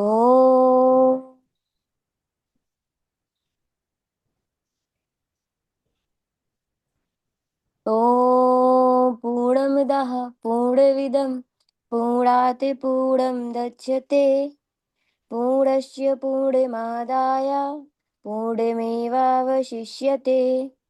ओम देव शांति अंतरिक्ष शांति पृथ्वी शांति रापाः शांति औषधयाः शांति वनस्पतयः शांति विश्वस्य देवा शांति ब्रह्मा शांति सर्वं शांति शांतिरेव शांति श्यामा शांतिरेधि। ओम शांति शांति शांति। सभी लोग अपने अपने हाथों को रब करेंगे, आंखों पे रखेंगे और एक प्यारी सी मुस्कुराहट के साथ अपनी आंखें खोलेंगे। जय श्री राम, राधे राधे, वंदे मातरम सभी को। जी भैया, वंदे मातरम। मिलते हैं शाम को 4 बजे नारी सुरक्षा घरेलू बचत व्यवसाय में। जिनकी भी आईडी नहीं लगी, आईडी लगाना चाहते हैं, पंजीकरण करना चाहते हैं, वो आप जुड़ सकते हैं। जिन्हें ऑर्डर करना है या ऑर्डर किए हुए हैं और उनका ऑर्डर अपडेट नहीं हुआ है तो वो अपना आके अपने ऑर्डर को जरूर अपडेट कर लें। इस प्रकार सभी जुड़े 4 बजे और शाम 7:30 बजे की चौपाल में। वंदे मातरम, जय हिंद, जय भारत, जय राज्यवाद। और यहाँ पे एंड तो नहीं कर रहा लेकिन